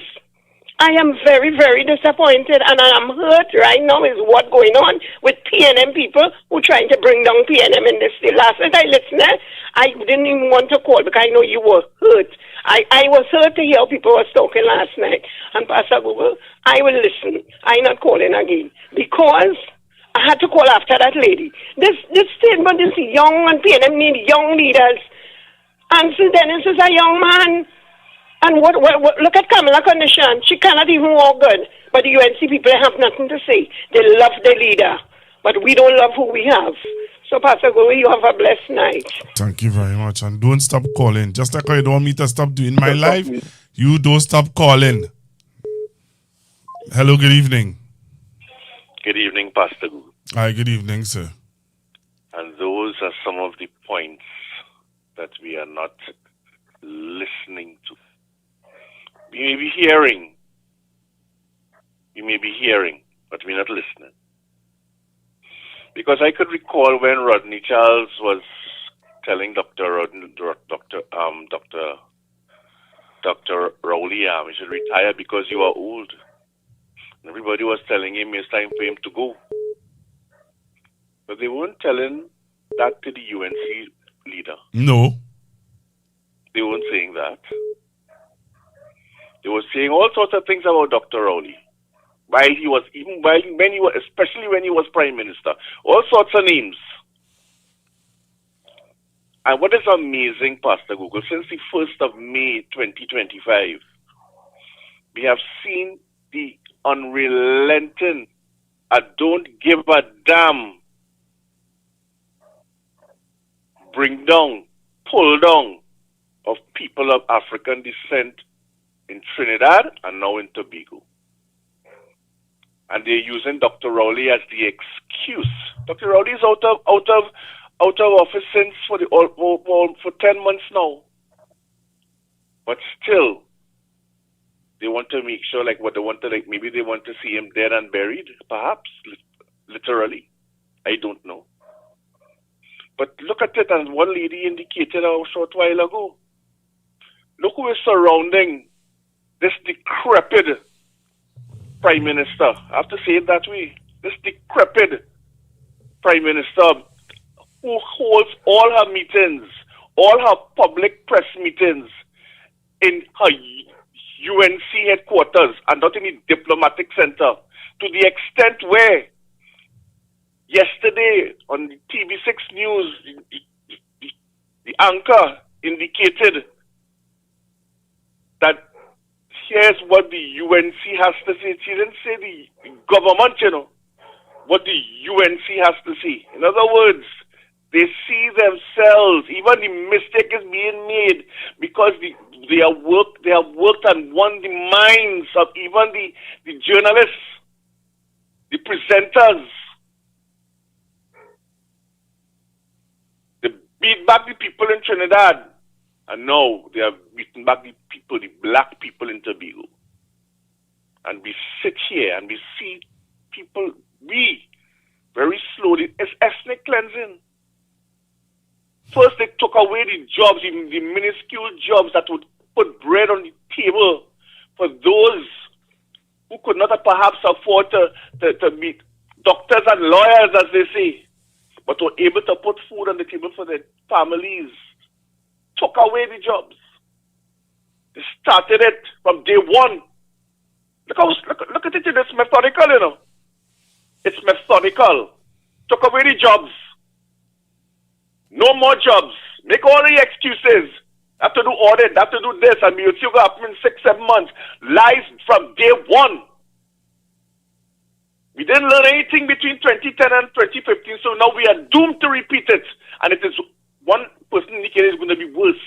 I said so last year. Look out, because when next year starts, it's going to get worse. It's going to get worse and worse and worse. They will do and do. And now they're coming with this new Zoso law. Where do you think the hotspots are? Where do you think, as you rightly indicated earlier, they have now organized it better. So at this time, they have the law on their side because they have a clear majority. It requires a 3/5 majority. So when they go to the...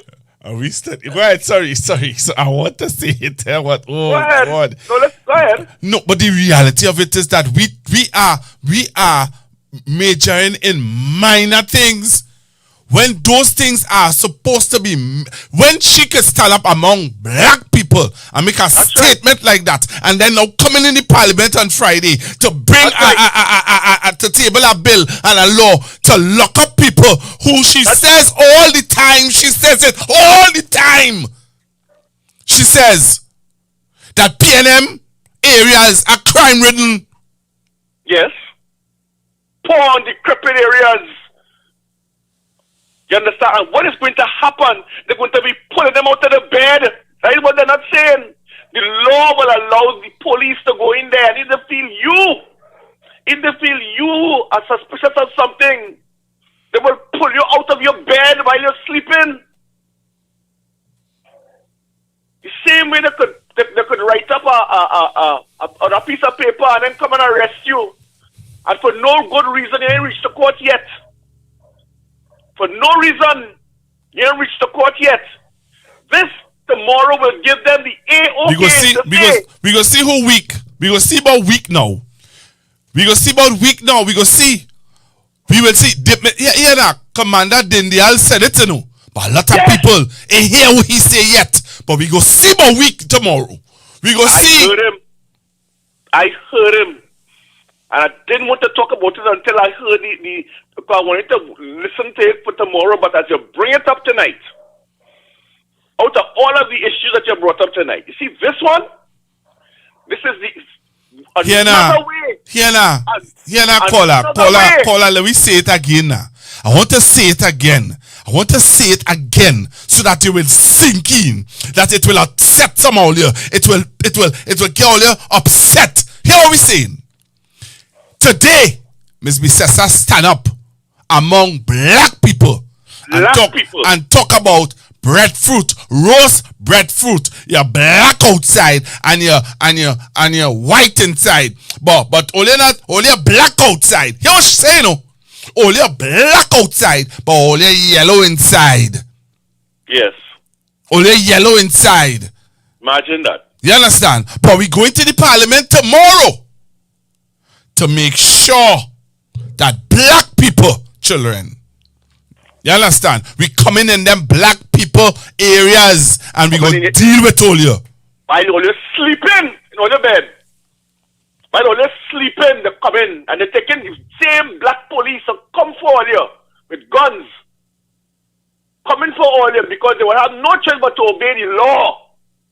And Dr. Rowdy always said, we have laws and we have to obey the law. So they're coming to bring the law tomorrow. They're making it law. People have to understand this, you know. I hope people tomorrow, go to sleep tonight, you know, but when they get up tomorrow, make sure you find time to watch the parliament. Thank you. Make time. And don't be disturbed.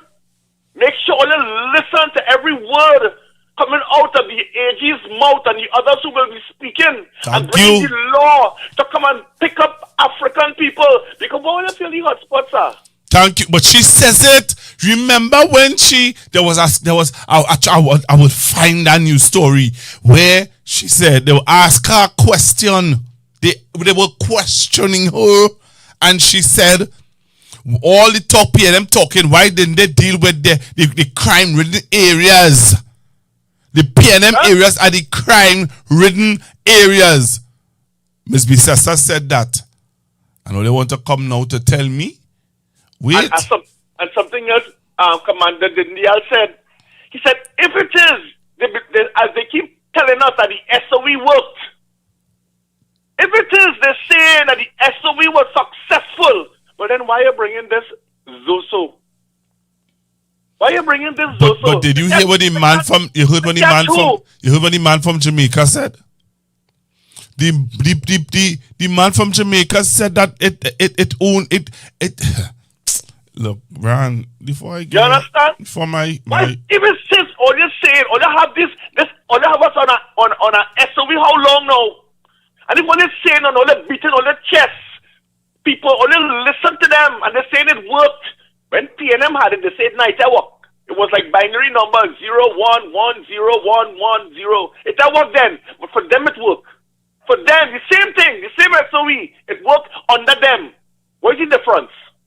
The difference is what's the difference? The commissioner of police? Yeah. What do you do? Let me tell you something. What you being fooled? A man come out and Minister come out and say 42% drop in murders. Really? Where you get the figure from? Out of the hat. I told John Benoit today, I say, how many murders for this year so far? He don't know. I said, he said, let me check the papers. He said, check the papers. I said, do you know when PNM was in office? It was on TV6, big and bold, right through the newscasts. It was in all the newspapers. They used to say it on the morning show, but all of a sudden, it had double murders today, 2 sets of double murders, a triple murder last night. Ian Allen is the only person, I not his favorite thing, but he's the only person talking about the murders that's going on. The other stations not even talking about it. But you know what, you go here in February, but it only had 16 murders for January as compared to 60 murders last year. That's why you go here, and you have to take it. You know why? Because we not checking and nobody checking for us. Really? So I check in. For you. I check in. Tell you a story. Look at on your screen. I check in. Don't get tap. I check in. You understand? And that's what they will do. That is what they're going to do to us. I know they're coming out with a new law because they realize they mightn't be successful in the Senate with the continuation of the SOE. So they decide, you know what? Nothing novel, you know. They're going to look in some other countries to see what other countries doing. These people don't even have an idea that they could say they could call their own. Never had a plan. They never, ever had a plan to uplift Trinidad and Tobago. The only novel plan they had was to build a new jail. That's the only novel plan that they brought since they came into office in May 1st, 2025. Everything else they have copied and pasted, especially from the United States. And all they're laughing and cackling because they're calling one of our greatest prime ministers a roasted breadfruit, and that is funny. Really? What else they will call a man who was retired or 10 months now? What are they going to call him again? Because he has done so well that they want to convince your mind and play with your mind that he never did anything. They want to eliminate all that he has done for the people of Tobago and the people of Trinidad and Tobago. They want to eliminate everything that he has done. But we will remind you all. Thank you.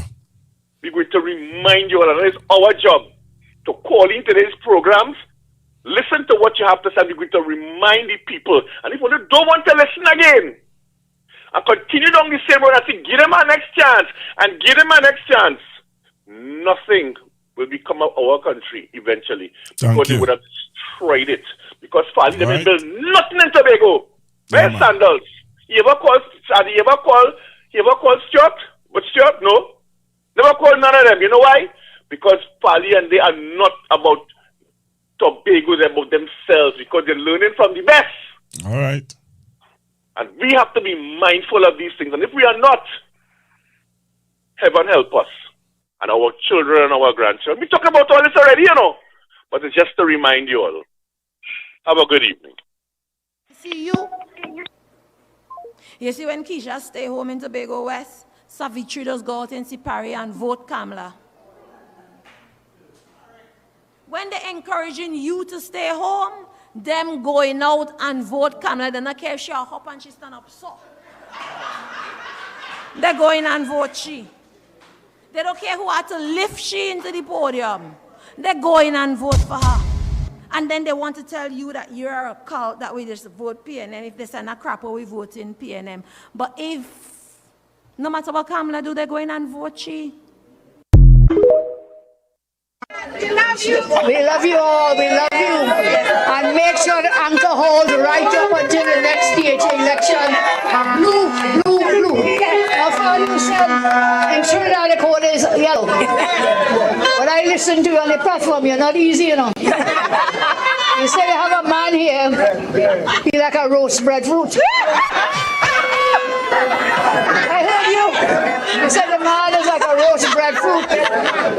And you said, but that's not the right kind, because inside not yellow like a good butter breadfruit. So the yellow in Trinidad is a butter yellow. And the blue, blue, blue, God loves all of you. Thank you, thank you, thank you.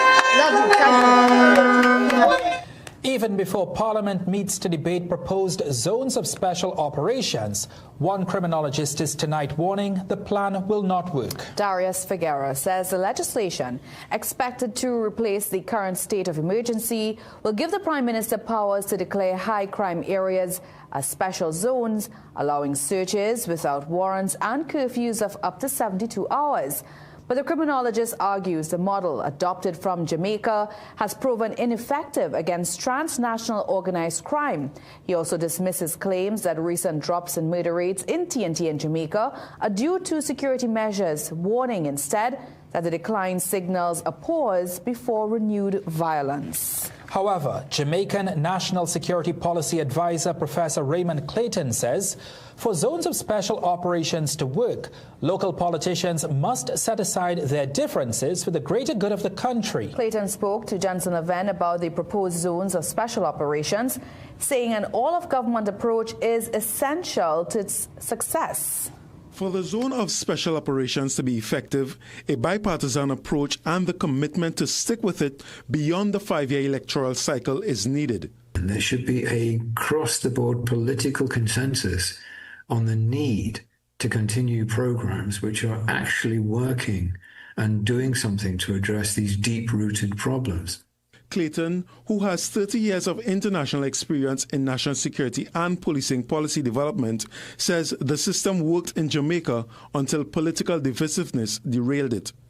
He says there needs to be both a hard and soft policing approach, backed by strong social programs in a 3-tiered system: clear, hold, and build.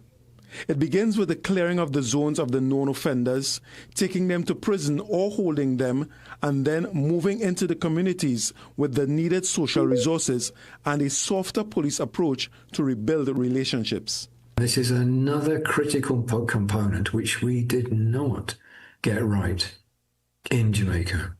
So what I sincerely hope is that when you actually put the new policy into operation in Trinidad, that you do get it right, that you follow the examples that we set which actually worked. He says an efficient judicial system is essential to its success.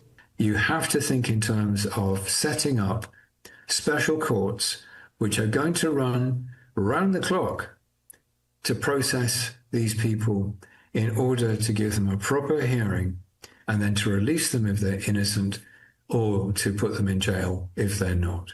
But political leader of the NTA and former Coast Guard Commander Norman Dindial says the proposed legislation is doomed to fail and will cause more harm than good. We are becoming a dictatorship. I think that bill needs to be stood down. We need to protest it somehow to see that we cannot support that bill. I cannot support that bill. And any wise thinking individual in Trinidad and Tobago, a citizen that recognize what democracy is and the rule of law, will not support that bill. While Dindial rejects the proposal, activist and Pastor Clive Dutton is in full support of it. He is calling for an all-hands-on-deck approach and is identifying the Parent-Teacher Association as significant to its success. President of the National Council of the PTA, Walter Stewart, agrees, saying they have been clamoring for that for some time now. We believe that synergy, that partnership, that togetherness can augur well, especially for our hotspot communities. And if at all they are considering we want to encourage them to also come on board and run a number of community town hall meetings in the communities as well to assist our parents and, of course, the members of the community. The legislation will be brought to Parliament tomorrow and will allow the Prime Minister to identify which communities will be named zones of special operations. Jensen Levin, CNC3 News. As we just heard, come tomorrow, Parliament is set to debate legislation that gives the Prime Minister expanded powers to declare high-crime communities as special zones. This will allow for curfews of up to 72 hours and searches without warrants. But how will it impact the police service and the government's popularity? Doris Polo sought those answers. The Zones of Special Operations Bill would empower Prime Minister Kamla Persad-Bissessar to designate special zones in areas where there are reasonable grounds to believe criminality, gang violence, or threats to public order are widespread. According to the bill's explanatory notes, the aim is to restore the rule of law through joint security force operations while safeguarding the rights of people who live and work within the affected communities. Once a zone is declared, the community will be notified by way of a notice, and a joint command made up of senior Defence Force and TTPS officers would take charge.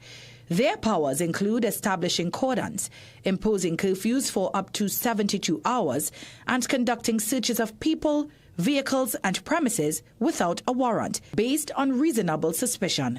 A declaration could last up to 180 days, subject to parliamentary oversight. The Prime Minister or the Minister responsible for national security would also be required to report to Parliament within 14 days of declaring a zone. Political analyst Dr. Shane Mohammed believes public frustration with crime has created space for tougher measures. I believe we're at a stage in governance where the population is prepared to allow the government to do what it needs to do to correct the wrongs that had been allowed to fester in the society for too long. A former senior executive member of the police service, speaking on condition of anonymity, compared the proposal to existing security strategies, such as the interagency task force, where patrols are done in special zones. He argued that this has been successful and will bring positive results. Now, the bill outlines safeguards, including limits on detention, mandatory court oversight, and access to attorneys and medical care. It also introduces penalties of up to $50,000 and a year in prison for obstructing security forces operating within a zone. There is also a $20,000 fine on summary conviction for giving a false name or address. In addition to security operations, a social development committee would be established to address long-term economic and social conditions in affected communities. Joint Forces members will also wear body cameras as far as possible, and their weapons will be lodged at the Forensic Science Center. The legislation requires a special 3/5 majority to pass, which the government has with its 28 MPs, including the 2 Tobago seats. Efforts to get a response from the police commissioner, opposition leader and opposition MPs have been unsuccessful. Doris Polo, CNC3 News. If you're UNC, if you're TPP, PNM, PEP, or any other affiliation, I see you. You'll be treated equally and fairly. I made a promise that everybody will win, and I plan to fulfill that promise.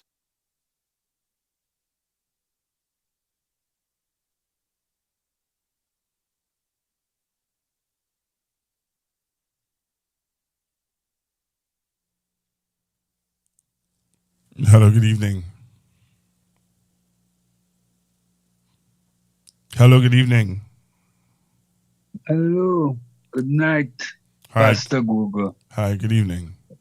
Yeah, just wanting to show you and I see the people expressing the situation we're in, and really sad because, it's like a person who catch a stroke and the mouth only going on one side. You understand, man?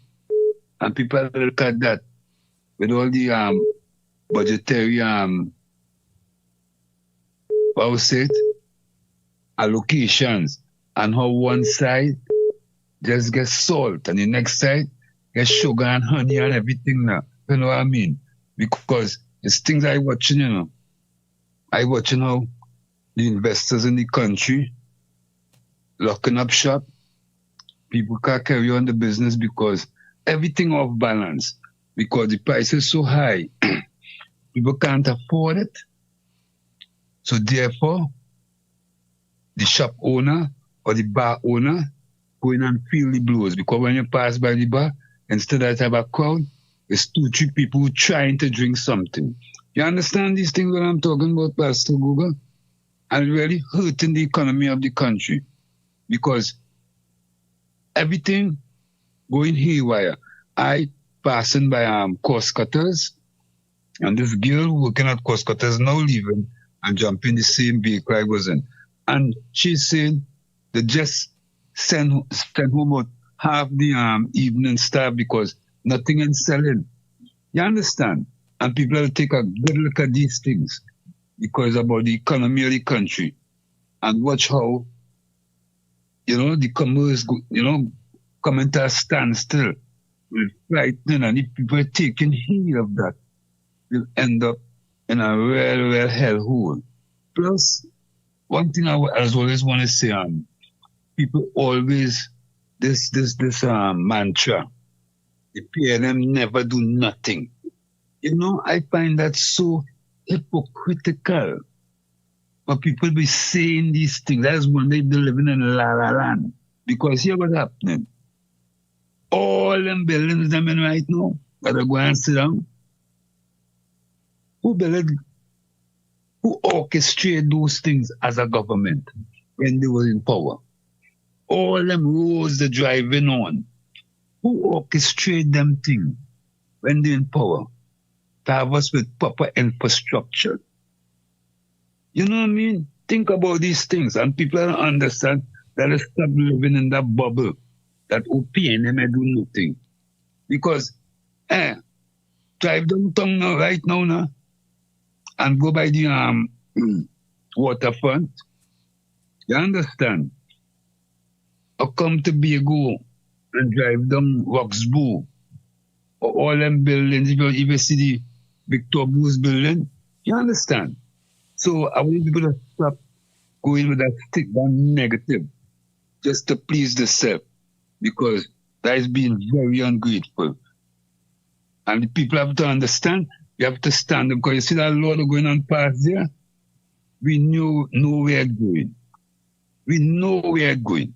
You know, even if we want to bow our heads, we have to understand, we have to kind of try and do something about that now, as a people now. You know what I mean? We cannot be docile to certain things that are going to hurt us and the economy. So these are the few words I have to tell you tonight, right? And you have a blessed night and keep up with a good program. Thank you. Thank you very much.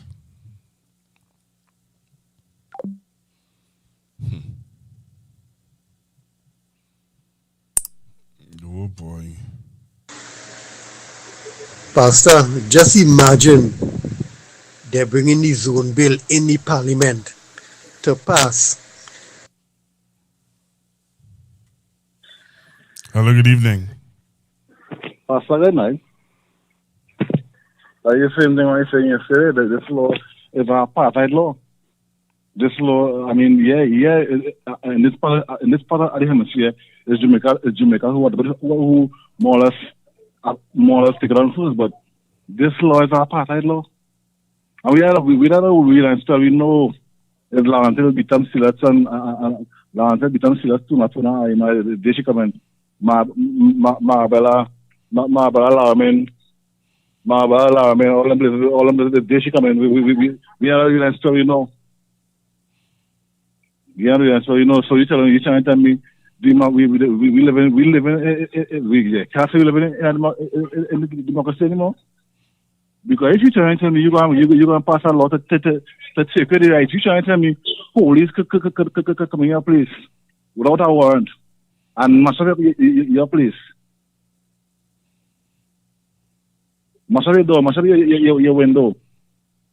And that is law? That is law now? That is what we vote for. I didn't vote for she, but this is democracy. So she could have said, there are hotspots, and police could for 3 days, police could block off there and do what they want.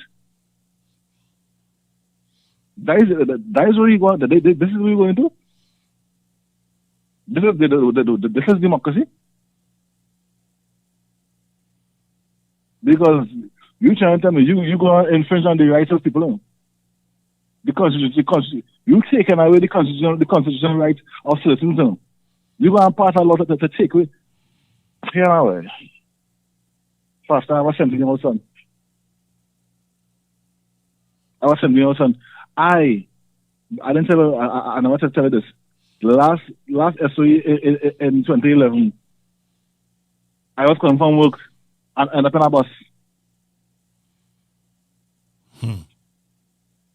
I ended up in a bus. I spent 4 days. I spent 4 days incarcerated until I had to take fingerprint and shit and sentence that found who I is.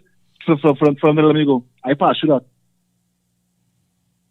So people who want to talk, do nothing. I passed through that. For 4 days, I was in a cell. I had to get fingerprint and trace and sentence to make sure nothing arrests me till let me go. This is the first time I talk in that. So you trying to tell me in this day and age, I could be, I could get a phone call and hear my son get picked up. My son is a college student. he just happened to be living in a certain place. So you're trying to tell me I could wake up from a Monday or even weekend. If my son can't answer his phone, I'd panic because he could be in a cell.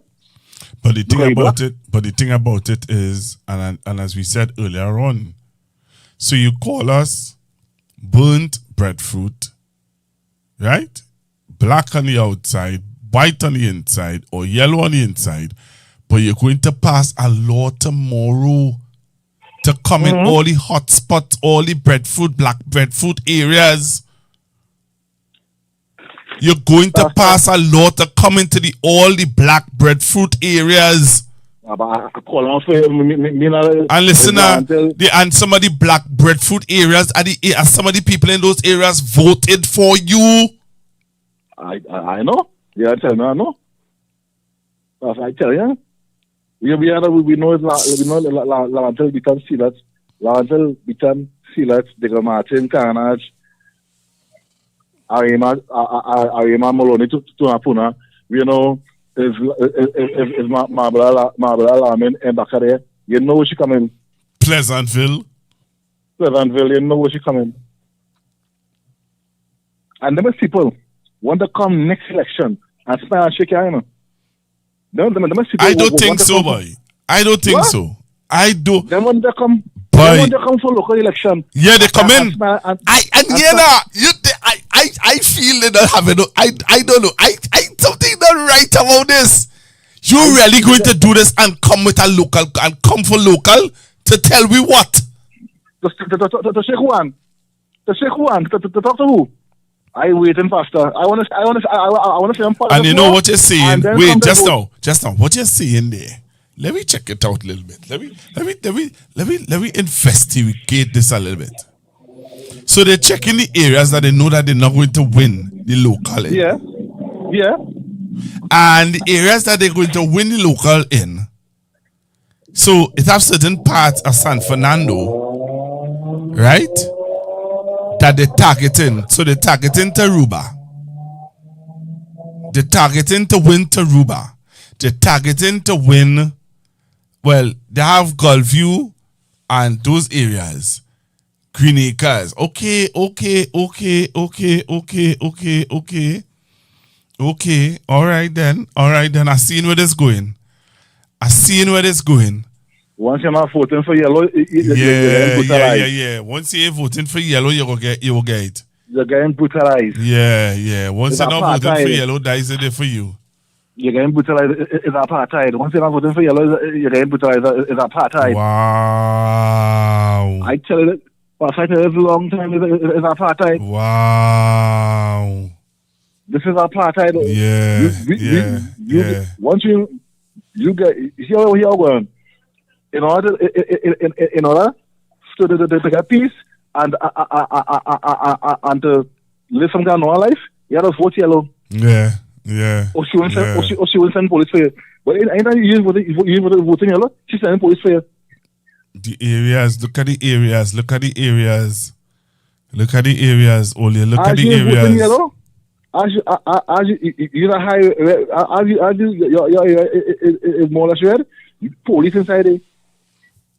Mash up house, mash up door, mash up window. And they realize Tobago not going to get any of that, eh? No, you're mad. Tobago is the black and yellow breadfruit. It's not Trinidad, not East West Corridor. Yeah, Tobago is the black breadfruit.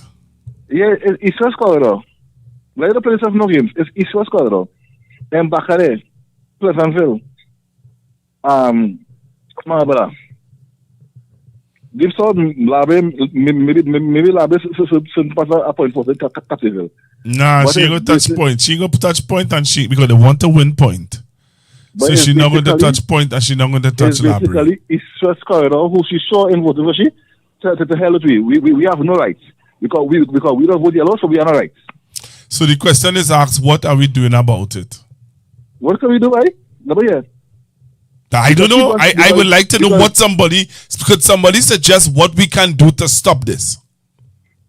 Pastor, I live in a so-called hotspot. I see all these police come. These police that come with mass and tear gas 3 in the morning. So my question again is, what do we do to stop this? I want to know. I feel like I could write some kind of Amnesty International, write some kind of, because this is not law and order. This is oppression. This is what I know these police. It's just a real show with the police. I know that. They will come 3-4 in the morning and bust it all. I'm stuck in place. All right. Well, let's give somebody else an opportunity to tell us what we can do to stop this. Thank you, caller. So we're taking your calls and we want to know from you, what can we do to stop this? 464-7003.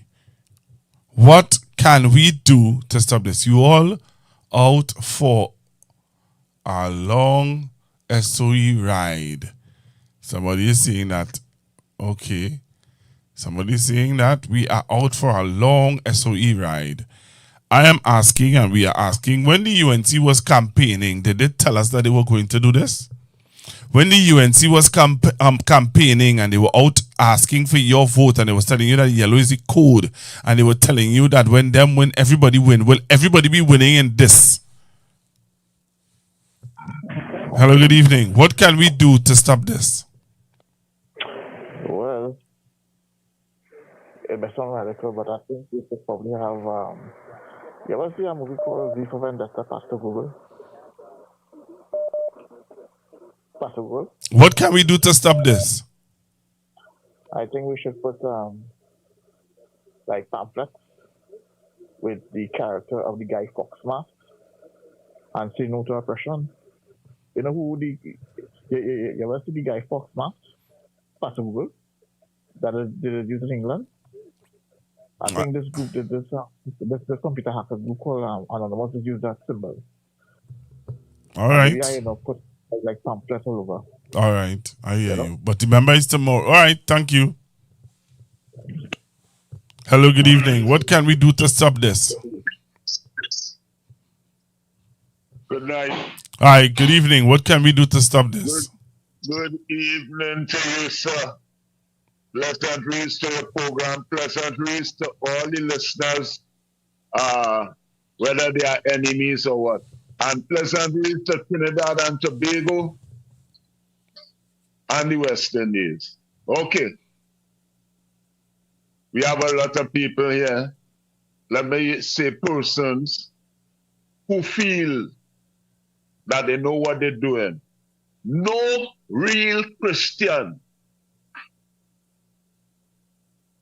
no real Christian will ever make that error to vote for this.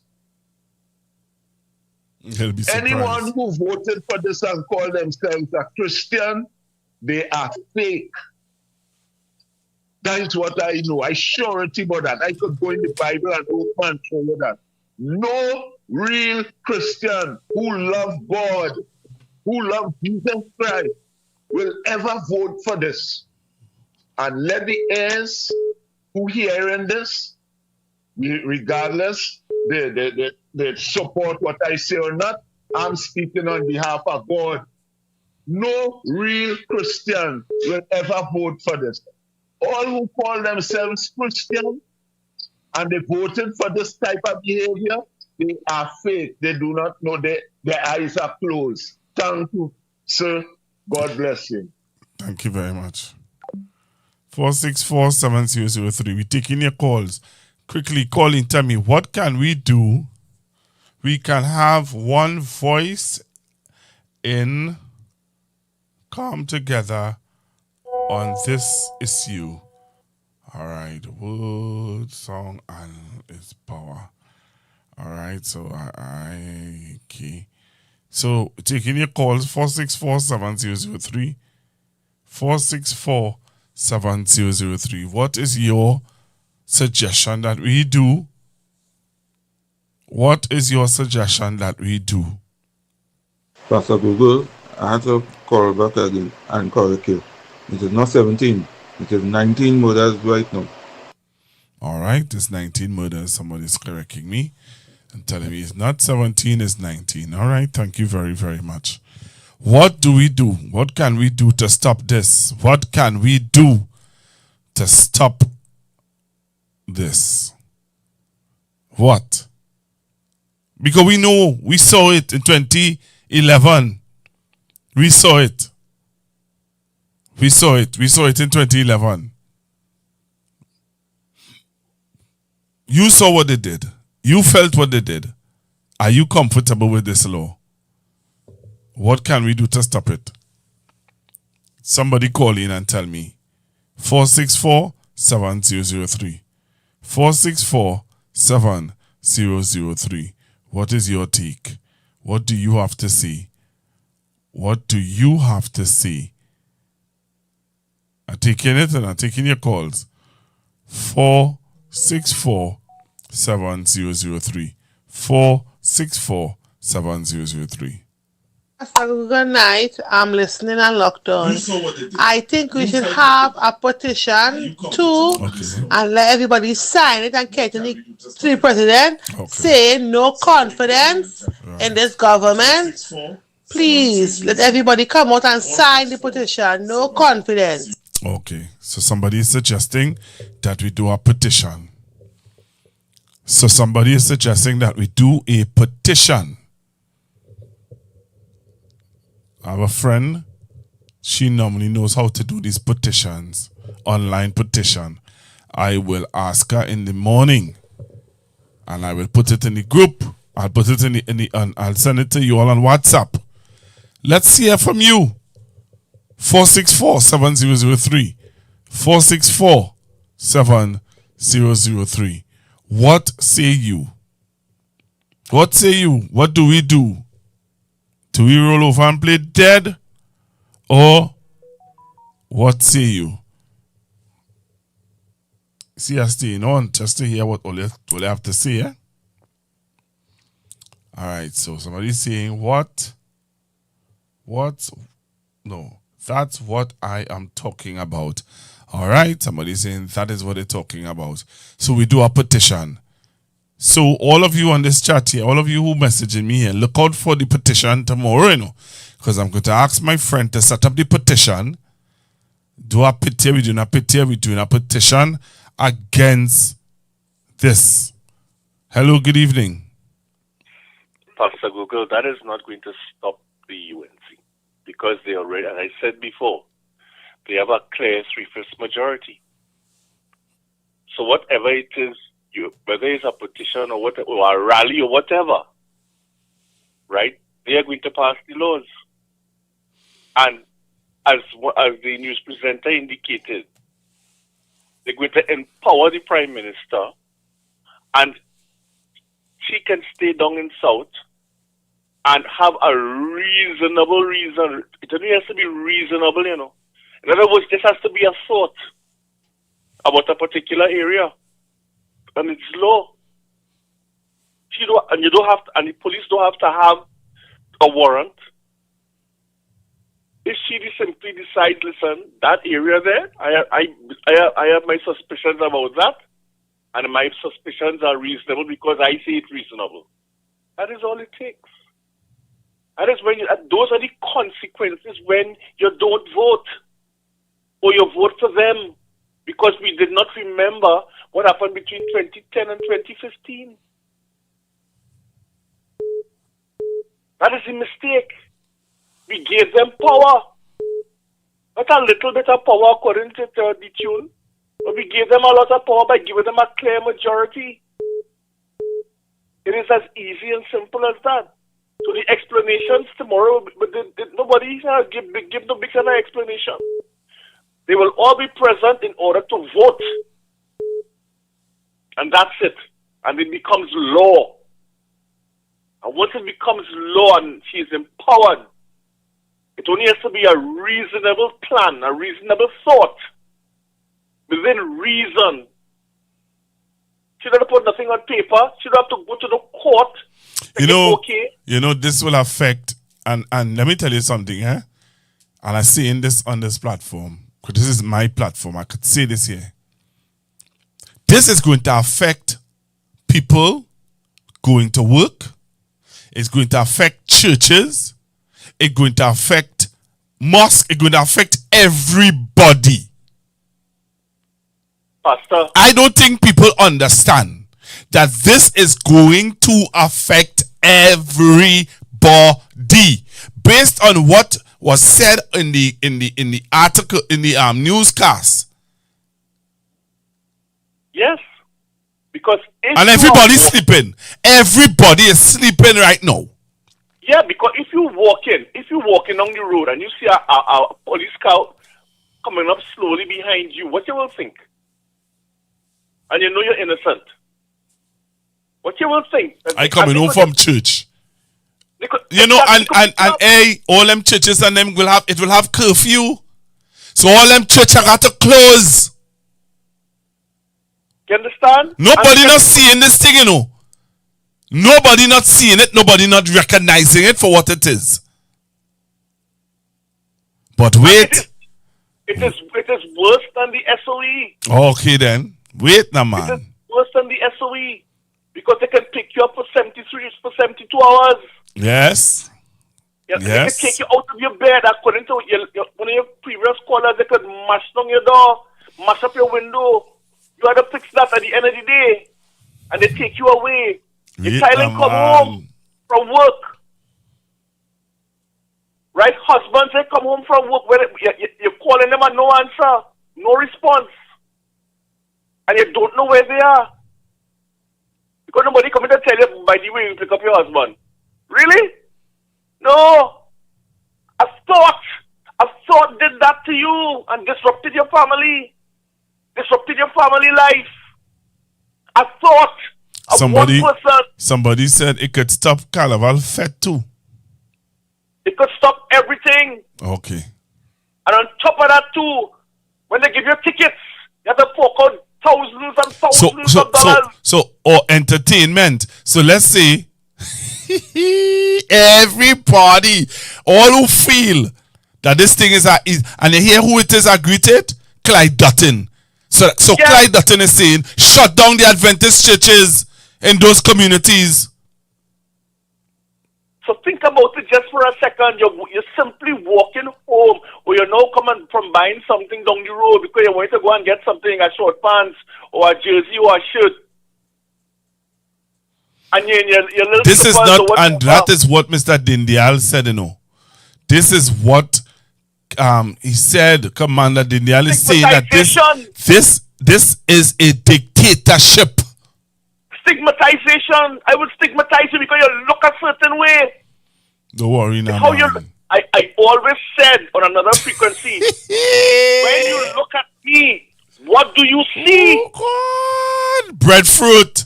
Now what we seeing? When you look at me, we see a roasted breadfruit, white inside. That's what we see. So you could determine my fortunes or my children's fortunes. Food outlets will be closed down. Let me tell you something now. This is going to impact Trinidad and Tobago economically, you know. It is already doing so. Wait, nah, it will impact us more. I'm gonna take our next call. Before I go, look at the people for the last week who were complaining about all of the rubbish that is not being picked up. Where are those areas? Rubbish not being picked up. Why? Because you know why? Port of Spain only gave $4.1 million. So rubbish trucks not working. So people, as they say, have to come outside and get that scent. Maloney. Well, Maloney is a different story by itself. I have some pictures to show it, Maloney. Other areas. So it has already begun. And it's not going to get better. It's going to get worse. Have a good evening. Thank you very much. Olia, let's see the bigger picture of this thing, you know. You all are not seeing the bigger picture of this thing.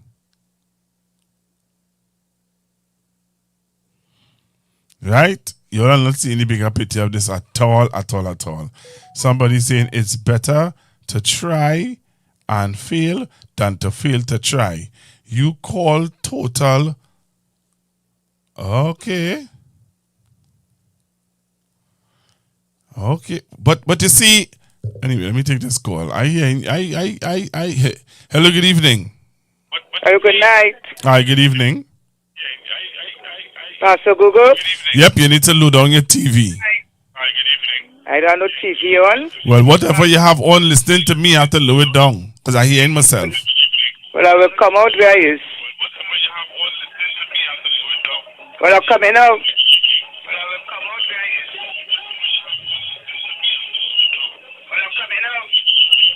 Yes, Pastor Google. Hello? Hello. Yes, caller. First time caller. Where you calling me from? Hi, Wendell Mover. Okay, yes, Miss Mover. Well, hi, Wendell Mover. Yes, you go ahead, Miss Mover. I still hear myself in the background, but go ahead. He was saying with the petition. He was saying with the petition it wasn't bad, but it is still frightful. Okay then. Because I had planning any time. We had time to march. He was decided to come out to march, but you hear how this thing going. It's terrible. Okay. All right. I delayed you to be living on Frederick Street. All right. Okay. Thank you very much for calling in. Okay. All right. Ooh. Yeah, man. Well, yeah. I don't think people understand any big appetite of this thing, you know.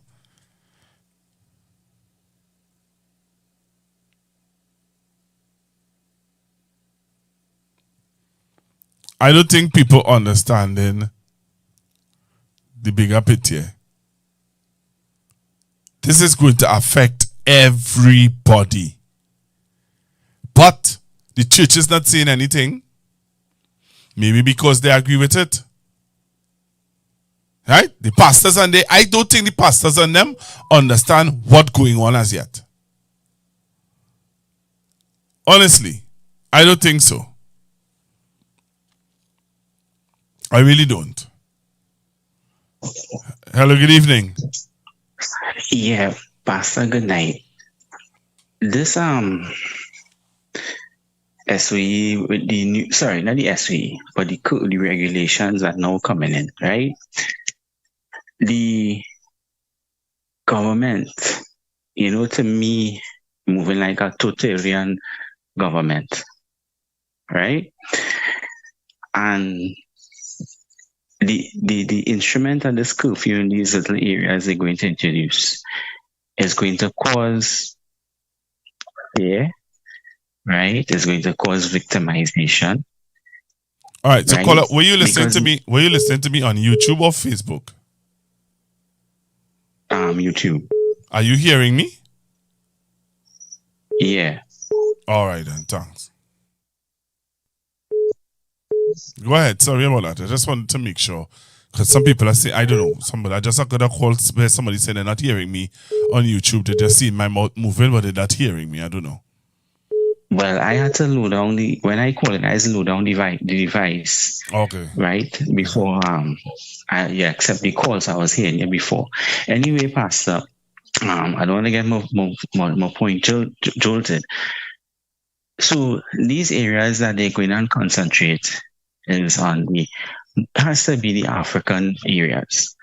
As my personal opinion, my point of view, I watched how the UNC operated in the budget where they allocated the money to the different corporations, and it was outrightly seen for everybody. They test the waters to me. They test the waters to see what the response was. Yes, some of us, not everybody, but some of us just came out and say, okay, all right, no problem. All right, okay, that's a problem, yeah. But if it's probably the UNC covered and cut and paste or plus it and say, well, if you want the money, call upon us. But I see Mrs. Warner came out and made a little live about that yesterday. But Pastor, they're moving like a Nazi. This government is moving like the Nazis, and it's total is a resemblance of totalitarianism. That is what they're doing. And when they do all these mechanisms, they put fear into these communities, as you're rightfully saying, amongst the callers and pockets, right? You wouldn't want to go to church, right? You may not want to go to work. You're fear to go to work, right? Businesses in those areas could shut down. Okay? That is suppression. You're suppressing people, right? You're brainwashing them too. That is brainwashing. Right? So what is the procedure? I was asking what we could do about it. Well, I never know about any in my lifetime.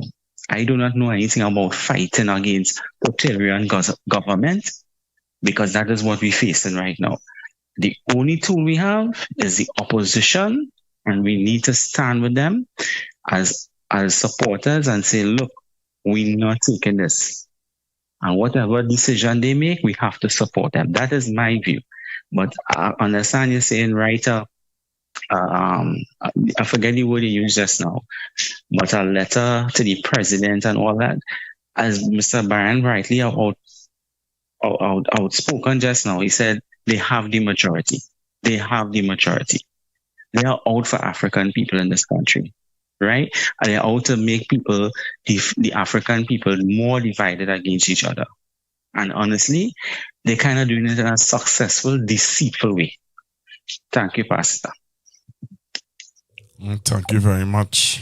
Thank you very, very much. I don't know. I am still taken aback of some people saying it's better to try something than to do nothing. The churches and pastors are afraid to talk about who are getting the little. Okay. All right. You know that? Okay. Hello, good evening. That's one, Pastor. Pastor, you're saying that's it, right? You know, whatever the carnival time that they pass this bill. This tomorrow, I'm going to go ahead. They are only going to be aware of this thing when this thing on the doorstep. A lot will not even see me, you, a few others aware. But half of the country will not be aware because tomorrow is Friday, and I feel a little bit most what's in Carnival.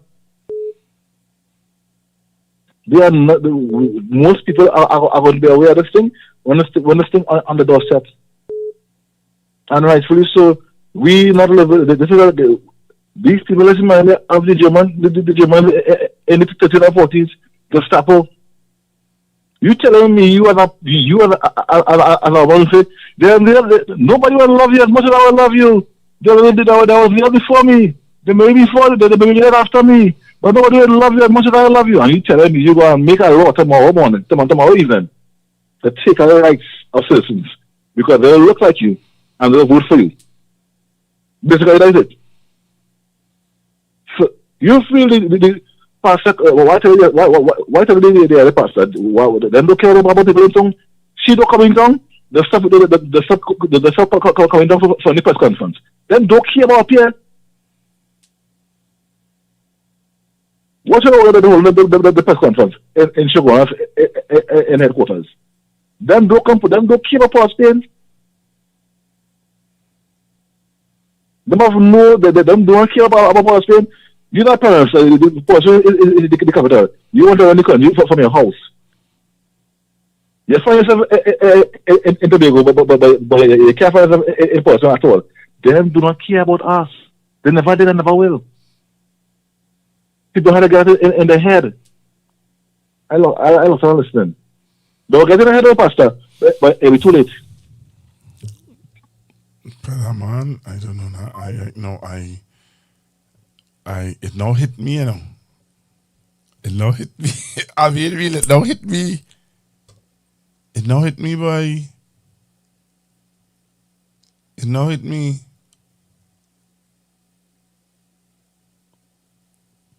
Wow. So Ole really believe that this is not going to affect us, you know. Just some people who really believe this is not going to affect us. Well, yeah, this is going to be serious, you know. I don't think people understand it. I don't think people understand it. No, I don't think so. I don't think people understand what's going on. Well, yeah, you all understand what's going on in this place? What is we really saying here, true boy? I'll take this call. Hello, good evening. Pastor Google. Yes, sir. Good evening. You know what's strange to me? Who is that? As I said, the church is not speaking. Yeah. But there were pastors who prophesy against PNM and Dr. Rowley. Yeah. There were different prophecies that came forth from pastors, prominent people, and give negative things about Dr. Rowley and the PNM. And even after the elections, I knew of a particular pastor that prophesied before and after about Dr. Rowley and who he was this and he was that. None of these pastors could come and say anything now. They shook hands with the devil. They already sided and showed their allegiance to the UNC. Just before Christmas, it had some interreligious something, some dinner something, and Kamala Prasad-Bissessar was there. And they were praying for her and lifting up her hand. So how is the church now going to stand when we are divided? They took our side. Back in the days, when they wanted a new king, God said, "Oh, allow a new king, give them a new king." Because we didn't want what we had. We want a new king now. What is going on now? What's the backlash we getting now? Everything now is coming down upon us like a mighty Russian wind, and we're not seeing is because that hate that they planted in people against Dr. Rowley and against the PNM. That is where we in the situation now, is from that. And that hate is still there. So all these things that I am watching and seeing pastors not talking, no, they can't talk. Because they already sided with the UNC and they already spoke prophecies against Dr. Rowley. These same pastors, so how are they going to speak now? How are they going to talk? How are they going to advise their congregation? They're not even advising the congregation. How are you? What are you going to tell me as a person sitting on the congregation after you prophesied against and speaking ill things? I heard it with my own ears. Nobody tell me. And these are the things that if the church is so divided, what is going to happen? Is that there's a lot of evil lurking in this land. There is a lot of necromancy. There's a lot, the underworld is taking a lot of preeminence in this place, and we're not realizing what is going on. But the church is very quiet. The church is very quiet. But if it was PNM, the church would have been talking. You would have been saying all different things, but everybody quiet. All them chambers quiet. We're borrowing all these billions of dollars. We're in debt. They're going to put zones for the SOE now. Okay, so it's one set of people they're coming against. I want to ask a question. These zones are based upon what? Past statistics or present things that are happening? Because if it's past things, then we have to look at where the drugs. Anybody think about drugs, you don't know it's coming on from the South Peninsula. Are they going to penalize that side for that, or are they using present statistics? But But I blame the church for all of this happening, and we're gonna get some serious repercussions because of the wrong stance as the body of Christ took. The Bible specifically told us there is lesser and there is greater. The Bible never said none is good. Choose the lesser of the two evils. The Bible spoke about that. And now we getting, all that we getting is a slap in the face of God, and the church is going to pay for all, because they will come to the church. They will come to the same church that supported them. They'll come to the same church and shut them up, because they'll come into carnival, all them tents where they'll be singing. The Coco can't sing again just now. They're going to come. And they're coming down hard because they have the majority and they could do what they want. As a Google, I just watching. Thank you.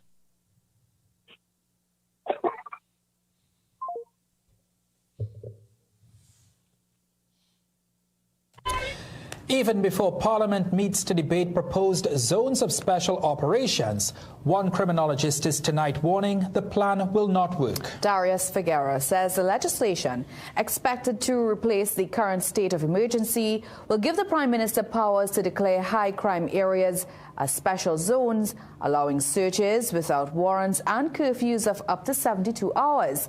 But the criminologist argues the model adopted from Jamaica has proven ineffective against transnational organized crime.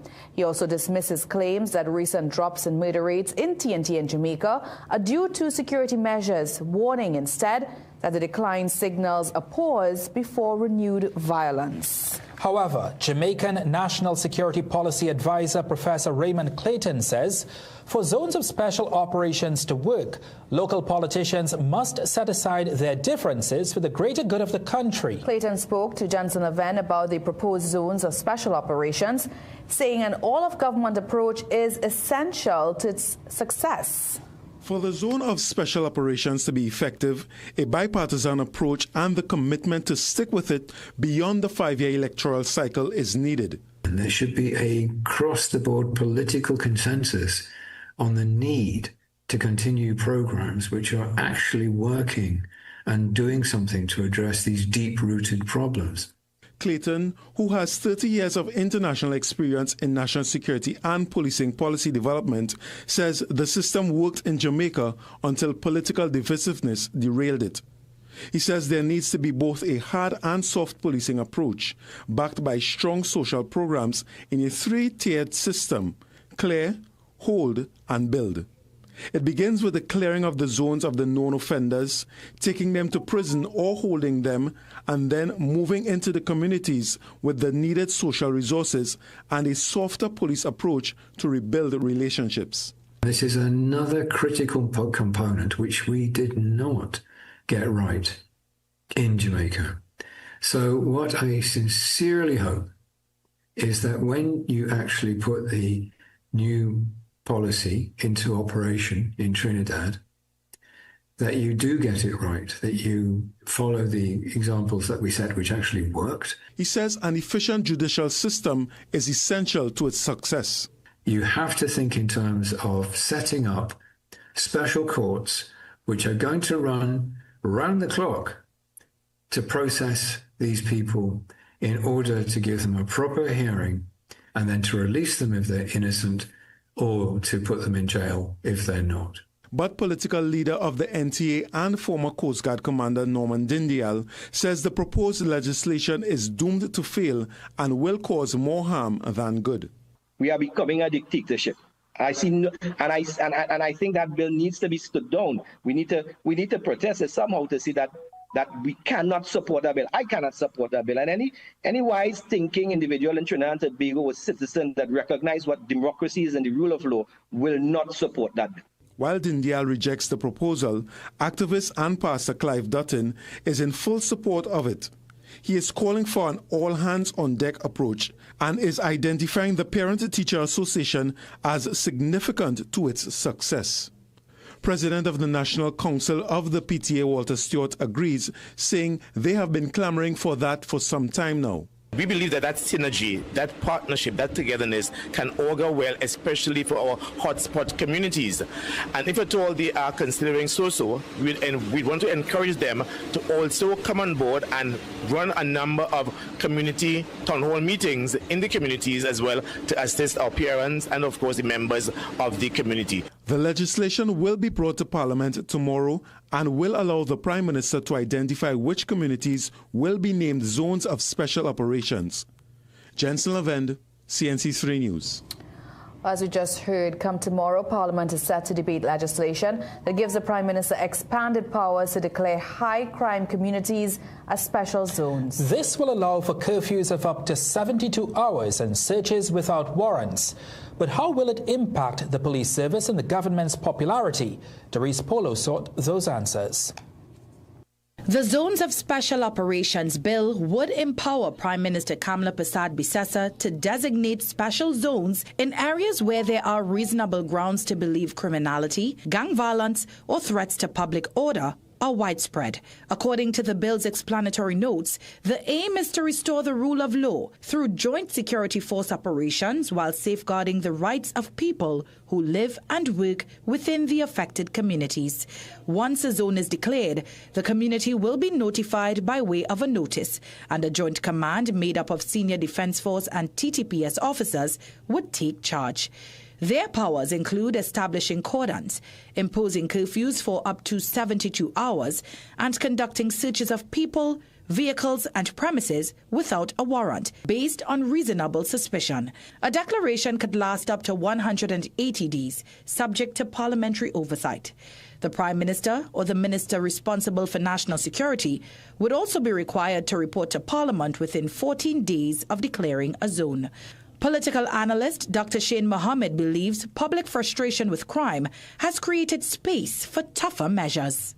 I believe we're at a stage in governance where the population is prepared to allow the government to do what it needs to do to correct the wrongs that have been allowed to fester in the society for too long. A former senior executive member of the police service, speaking on condition of anonymity, compared the proposal to existing security strategies, such as the interagency task force, where patrols are done in special zones. He argued that this has been successful and will bring positive results. Now, the bill outlines safeguards, including limits on detention, mandatory court oversight, and access to attorneys and medical care. It also introduces penalties of up to $50,000 and a year in prison for obstructing security forces operating within a zone. There is also a $20,000 fine on summary conviction for giving a false name or address. In addition to security operations, a social development committee would be established to address long-term economic and social conditions in affected communities. Joint Forces members will also wear body cameras as far as possible, and their weapons will be lodged at the Forensic Science Center. The legislation requires a special 3/5 majority to pass, which the government has with its 28 MPs, including the 2 Tobago seats. Efforts to get a response from the police commissioner, opposition leader, and opposition MPs have been unsuccessful. Doris Polo, CNC3 News.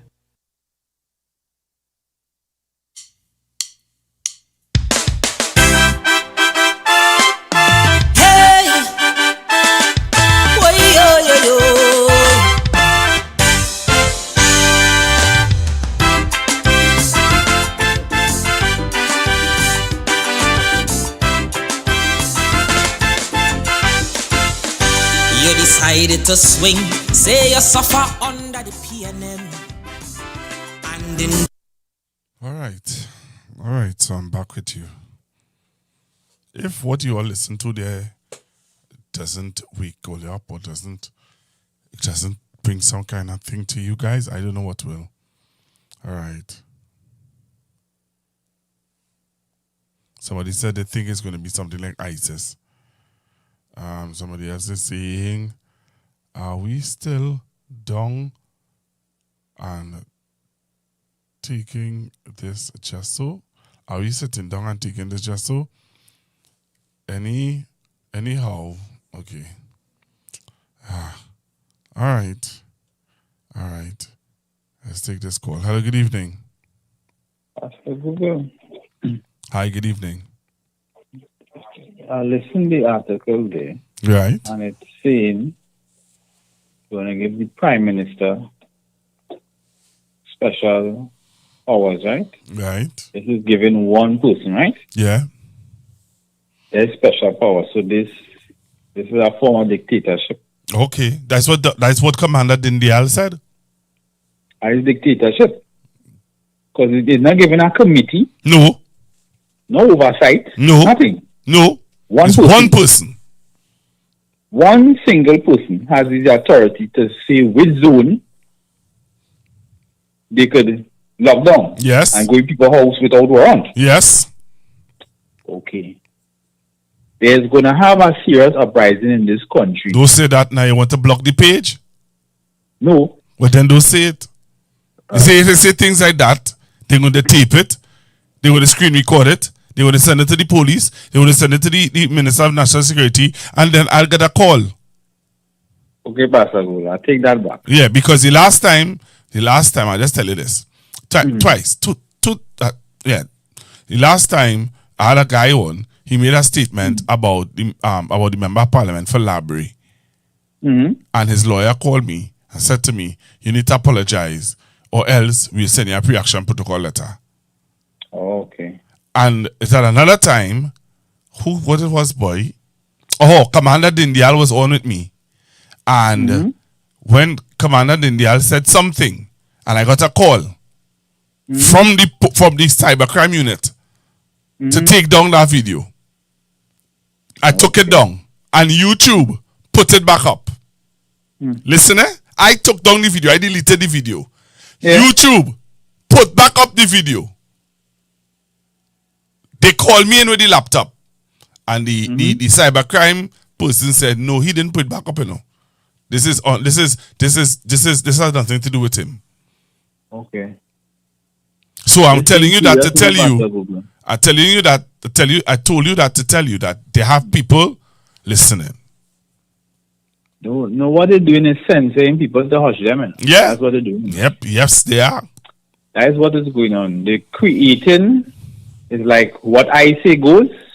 Yep. And anytime you say anything against them, they deal with you. They will deal with you. What they're doing is they're placing all the people. Look who they're placing TTT. Yeah.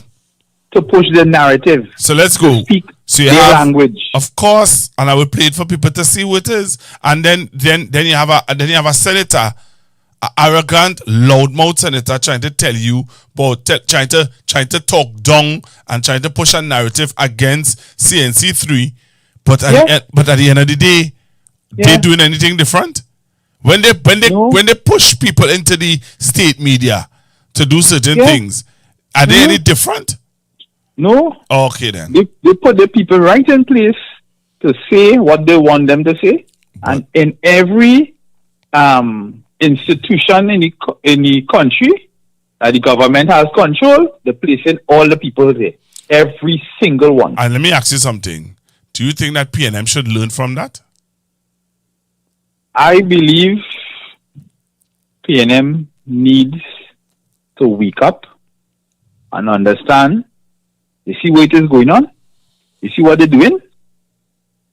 The day PNM get back in power, they better put all the PNM people in place. Oh gosh, you ain't preaching. You ain't preaching there, you know. That is the only option, you know. Pastor Gulek, there is no other option because they are putting all their people in place and is paying them with state money to say and to do all their work. PNM better wake up and do the same thing. Well, let me tell you this now. I have 2 videos I want to play. 2. Seeing that you touch on that. Yes. 2 videos I want to play. That's the only way. And I want you to listen to them 2 videos, eh? That's the only way, Pastor Google. Okay. That's the only way. Okay. That's the only way. Yeah, okay. Yeah, man. Thank you. So I want to let you listen to these 2 videos I want to play. Because at the end of the day, you see, the games that people play, right? Games that people play. I want to play this video, but look at that, The video you want to download now. Yeah. Look at you. You want to download now. I will get it to play before I come off tonight. I'm playing this video. But let me see if I have that other video here to play for you. You can listen to this now. Let's feel a joke thing. Let's feel a joke. Pastor Google, lot of pastors in Trinidad supported the government just as they are pro-Trump. Yes, they are. They are very pro-Trump. So don't expect any help from them, which is very true. They are very pro-Trump. Yeah, lady. You're totally correct. Because they believe in the Jewish Christianity. Right. Anything that comes up against Jewish beliefs, they are ready to kill you and cut you down and get rid of you. I am sorry, I am not one of those. Right. I want to play this for you. I want you to listen to this and I want to feel this even I love sick and joke. Listen to this. I want to be honest, and people could say what they want. You see, with this government, it have a better fairness, where equality of diversities are concerned. Yeah, because you know sometimes people just say, well, alright, this government is African, that government is Indian.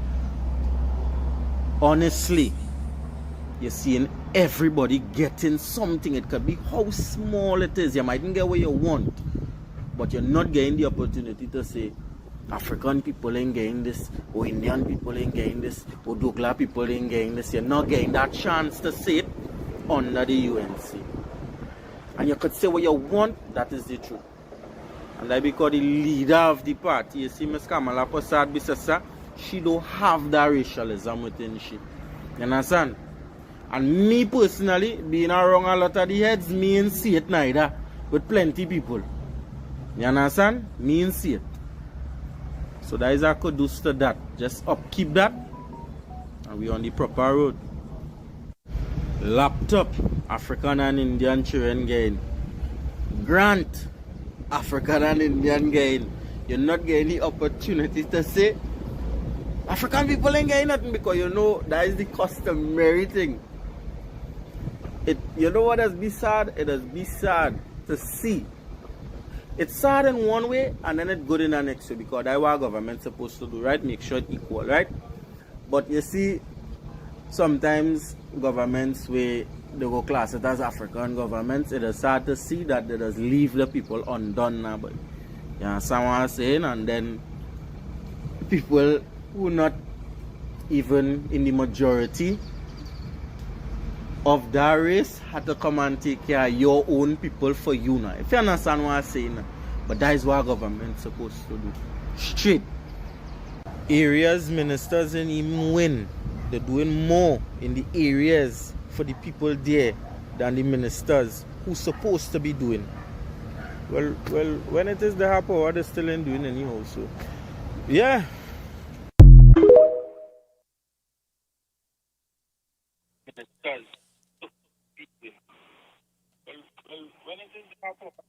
Hello, good evening. Hello? Yes, sir. I only called you for you to thought you would have cut off that plum. That's the reason I called you, to cut off that crap that you have running. Jesus. You serious? Very serious. Mm-hmm. It's late. Please. All right, thank you. But what kind of thing is this, Lord? The man said late and late, please. Well, what kind of bullying thing is that? I get bullied there. African and Indian went home. African and Indian suffering. More African suffering than Indian. But all suffering. Right? I don't know what you get paid to say. But look. Oh, hello, good evening. Pastor Google.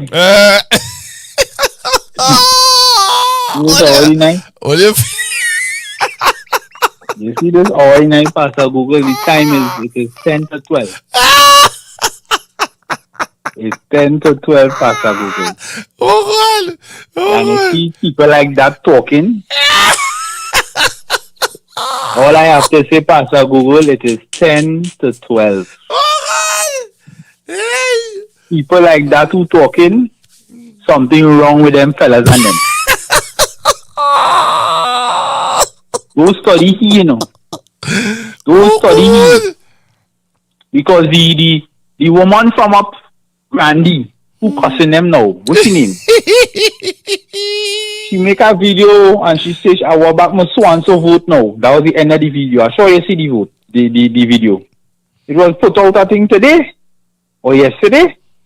She said, I will back my vote. That was the end of the, because one of them reached out to get some help, one of them, and they helped him, and the cousin, the Philip, whatever his name is,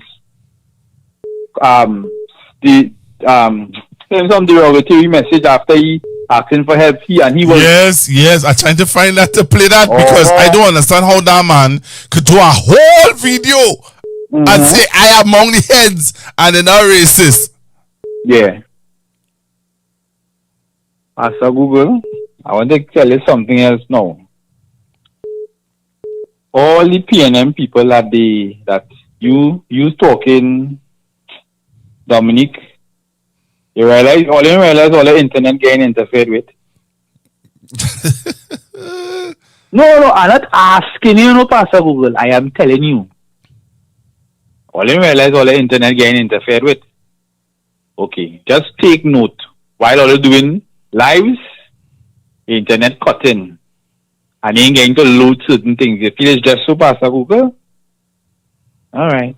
I just telling you. I just saying. I'm speaking out loud. I'm just saying they are going at every length to shut up anybody who's coming against them, you know, who is speaking a different thing that what they want spoken, you know. And they're putting everybody in place. A man who was talking about black conscious in the library now, he must be reading more books now. You understand? They're putting everybody in place now. And here now. Where are these voices? But listen to this now. And I want to tell you that today I listened to him on I-95 talking about the senator, the Syrian senator who'd say about he have a Syrian friend. He have a Syrian friend who bring in cocaine and how but you join up with them. Exactly. I listen to him and say, look how hypocrisy now, man. I listen to him today. Leave me alone, eh? Boy, me? Leave me alone. I watching. Leave me alone. Bible say watch and pray, but these churches, these pastors, all who speak against Dr. Rowley, these are things we are going to pay handsomely for these things, you know. These are men of God who have a flock, who are leading people. And they are whole, you're talking, a guy calling on it just now, you're talking about it, they support Trump. Yeah. They support Trump. Yep. When you listen to them talk, they support what Trump is doing. Yes. Trump can do one right and you say, that is a man from God. Seriously? Very serious. Seriously? Because he made Jerusalem the capital. That was back when he was president before. Trump is a righteous man now. How Trump become righteous? These I talk about prominent pastors in Trinidad, in the US, holding up this man, you know. Yep. And praying for this man. You know, they're using God to pray for those in authority. Seriously. Yes. Seriously. All they're using the word of God to suit, to flip, to suit all the fancy. You see these things? I just cringe, Pastor Google. You see, when it comes to the church, I just cringe because I know these kind of things, the ramifications for these things, is going to be very high. Are these going to be the same pastors who will come and say to pray? What are you going to tell these flock? when things start to happen now, I am Pastor Google. I am very concerned with where the church is concerned. So where the church is concerned, where it seems like we are just being pulled and going into a dimension, things that we're not even supposed to be involved in. I am very concerned, Pastor Google. And where things going and where the country is going. I'm very, very concerned. Thank you very much. Yeah. Journalistic principles, integrity, impartiality, bias, actual bias, apparent bias. These are very important principles and uphold the backbone of the fourth estate in any country. And once you breach those principles, your trust, the trust that you're supposed to have from the people, the citizens, because a media house is not supposed to be politically biased, it's supposed to be impartial. Let's check it out. Because a media house is not supposed to be politically biased, it's supposed to be impartial. Let's check it out. Hey, you don't know. It's a boy video channel. I'm going to tell you something. I'm back. And I'm back on 91.1 Talk City from 3 p.m. to 6 p.m. tomorrow. Look out for me. We're going to talk bread and butter issues. We're going to talk about all what's happening right now in the country. We're going to talk about the tickets. We're going to talk about the licensing office. We're going to talk about everything you want to talk about. Call me tomorrow. I'm on from 3 p.m. Yes, all you. Call me tomorrow. I'm back on radio. Yes, from 3 p.m. to 6 p.m. on Talk City 91.1. Yes, I'm going to give out the numbers tomorrow, so call in. I want everybody listening. I want everybody who listen to me, who locked on to me, who following me, all my followers, all my listeners, all them come out tomorrow or outside tomorrow on Talk City 91.1. Come out, right? Come out, put on your radio, lock it in, listen, right? We're going to deal with everything that you want to hear and what you want me to say. You don't know. Your boy Heavy Duty coming out tomorrow on Talk City 91.1 FM. I'm back. Yeah. A media house is not supposed to be politically biased. It's supposed to be impartial. Let's check it out. Jackie, as you can see, this is the contract here, as you can see.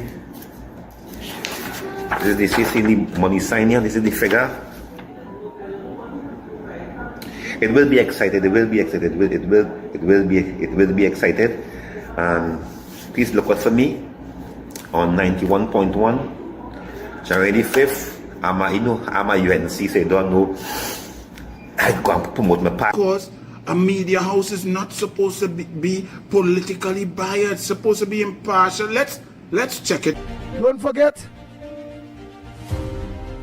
for the new year, the first Monday in the new year, which will be Monday the 5th of January 2026. The Ground Report will be back mainstream, both radio and television. So you all can let your maxi taxi drivers, all our fallen soldiers that was trying to get back onto us, let them know. So they're going to look on to Talk City 91.1 from next year, the first Monday in the new year.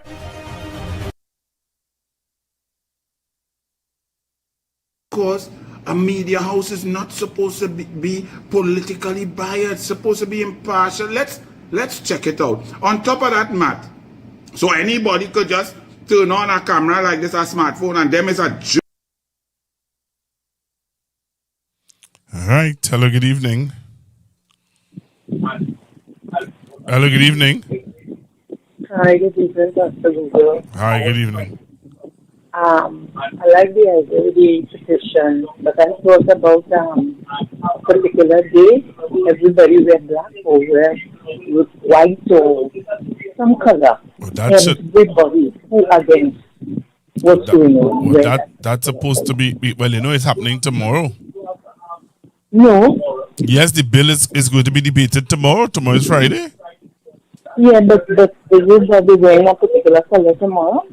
No, what I'm saying is that if what you're recommending should have been put out, we should have called in earlier to at least to get persons sensitized to it. Yeah, I like that. I am the teachers union leader was saying that all the teachers were in red. And he says they already red till you're dead or something like that sort. So we who are against it, what's going on right now, we get together and everybody put out a color for everybody to wear that particular day. So anyway, that's my take. All right, thank you very much. Mm-hmm. Thank you very, very much. Your call. Yep, the caller suggested that people wear color and come out, a specific color, come out.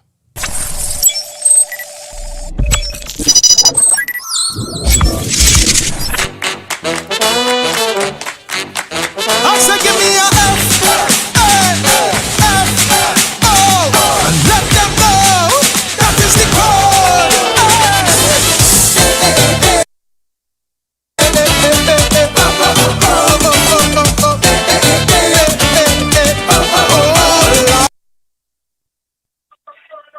Hello, good evening.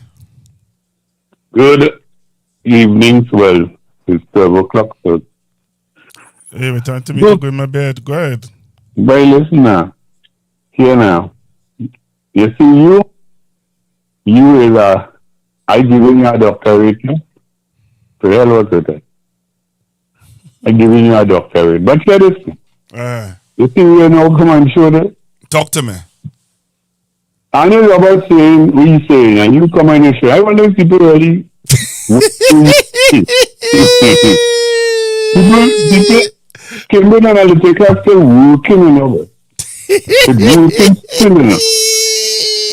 But you are boy, you are doctor boy. Yeah. Listen, these people, and the woman say it, you know, the black and the yellow inside. Yeah, boy. People understand them. Yellow.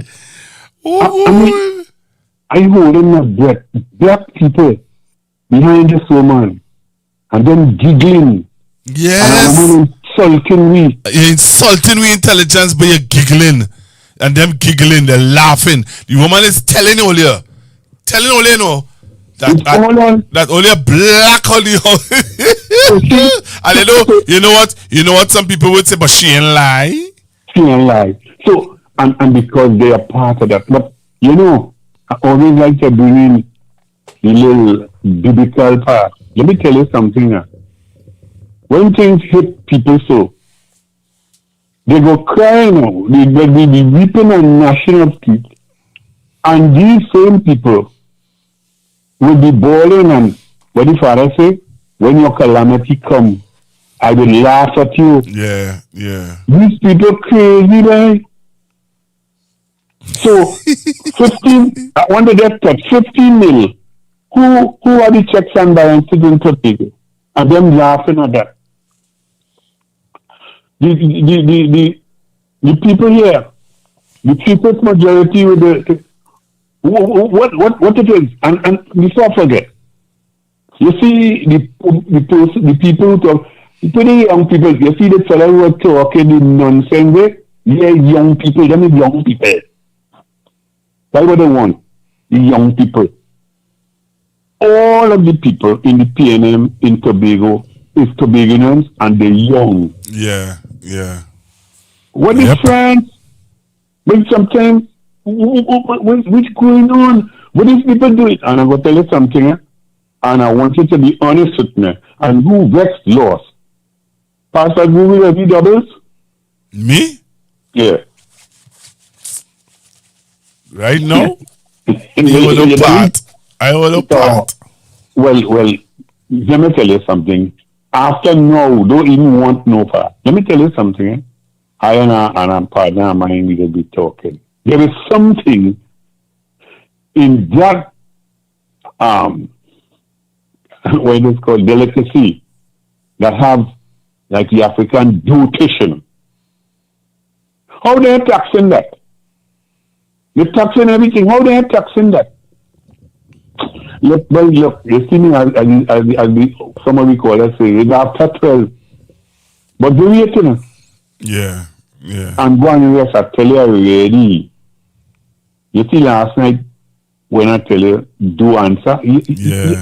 Just you listen to me, you do answer. But then all of a sudden again, they rile you up. Do answer them, and when a woman come out, she go to sit. Do answer because they need an answer, brother. Yeah. Brother man, stay looking bright. You have your family, you have your son. Yes, sir. Do your thing. Yes, sir. Whatever going on, stay anointed, brother. Yes, sir. Stay anointed and be blessed, you know. Yes, sir. Right. This monkey face one, they're calling him monkey face, you know. Or the back on 91 and the back on and the back on what? And the next one saying they had to be what? Unbiased. Have a wonderful rest, sir. Same to you, sir. Yeah, my brother. All right, so I think it's time for us to make our way to our beds. So before I leave, I want to play the Kurt Allen song.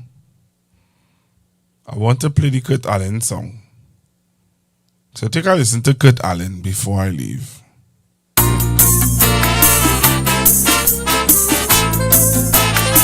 I wanna fly, badge on time. An overwhelming rejection. Supporters, analysts have the same question. What is the real reason PNM lose the election? Some say Rowley stayed too long. Some feel it's because he anoints Todd Young from country to tongue, singing one song, asking what went wrong. After 9 years of blind loyalty, start taking toll. That's right. With all intent and certainty, the nation punished them at the polls. Last year, I warned them in Calypso, Sando, toilet paper, me so and so. Why the electorate tell them go? The last batch and will let you know. I tell you they lose because they ignored the cries of poor people. They lose because they dis and disconnect from their roots. Imber treated citizens like his sheep. And that coming from a man who never set the foot in the poor man's boots. When Stuarty had to lose, like a wet puppy, look wild-eyed and confused. And that's because he refused to listen to John Public's views. Hard of hearing. As soon as they lose, they blame influencers and fake news. But his Stuarty's over 100 recused. That is the reason the party lose. Rowley's insults, books and verbal abuse. That is the real reason we lose. Correct is right. After the demolition, we got a new leader of opposition, Stuarty, and the Rowley faction unceremoniously booted out of action. Boots politically done Terry. They resurrected both Cummins and Alwari and shoved them back on the scene after they done dance and shake off the tambourine. After 9 years of blind loyalty, propping sorrow, their diehards of Celots and Lavanti have not one damn thing to show. Howdy, a sitting prime minister, good advocate for the rich to get more richer, so they could feed their scraps to the poor. In all my life I never hear more. I tell you they lose because of their inflated arrogance. They lose because of their leaders' leadership style. Because of their false promises and assurance that ushered in a crime wave higher than when the West was wild. I hear when they lose, that same Foster wanted to lose, and that's because he refused to listen to what his name views. As soon as they lose, it's his own leadership he accused. How he wasn't involved was his fat excuse. That is the reason the party But it's all them young girls that the MPs abuse. That is the real Rowley said so, not me. I wanna fly.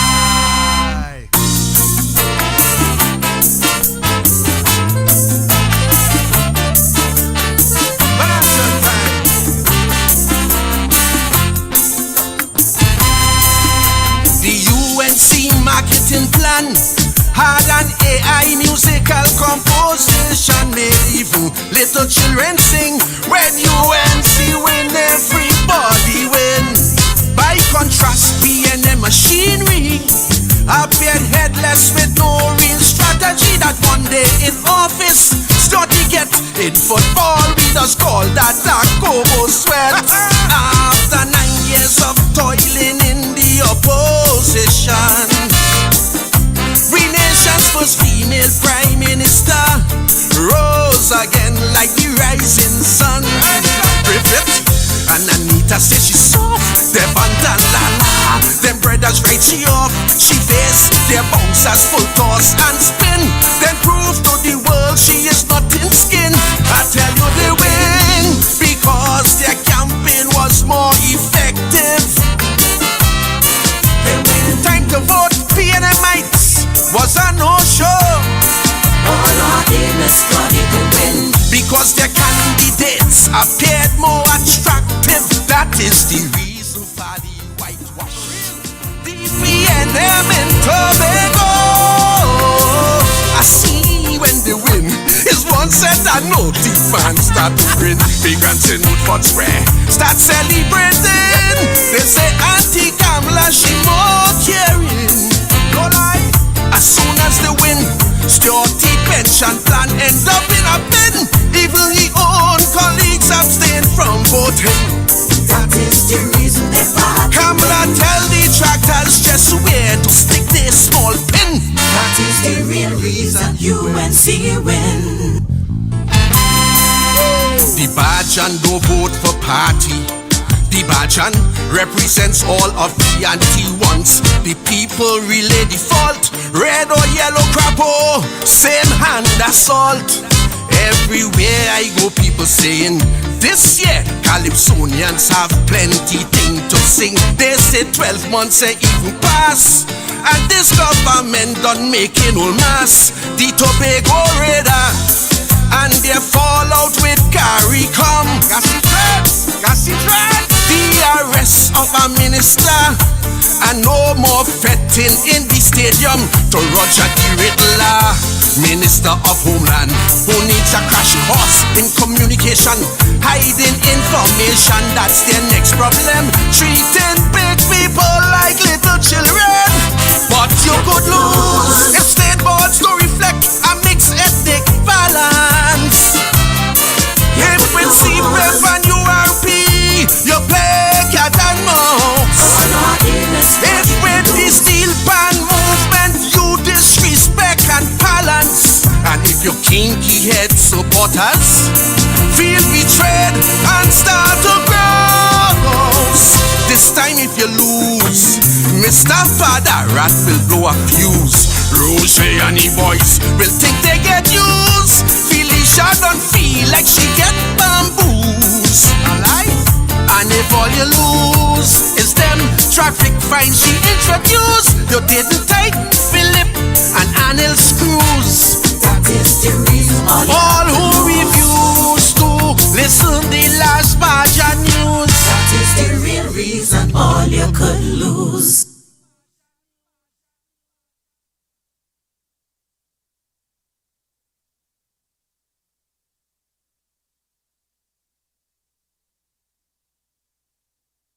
David Muir, ABC's World News Tonight, America's most watched newscast. Now streaming same day with all the breaking news of the day on Disney+. Most watched.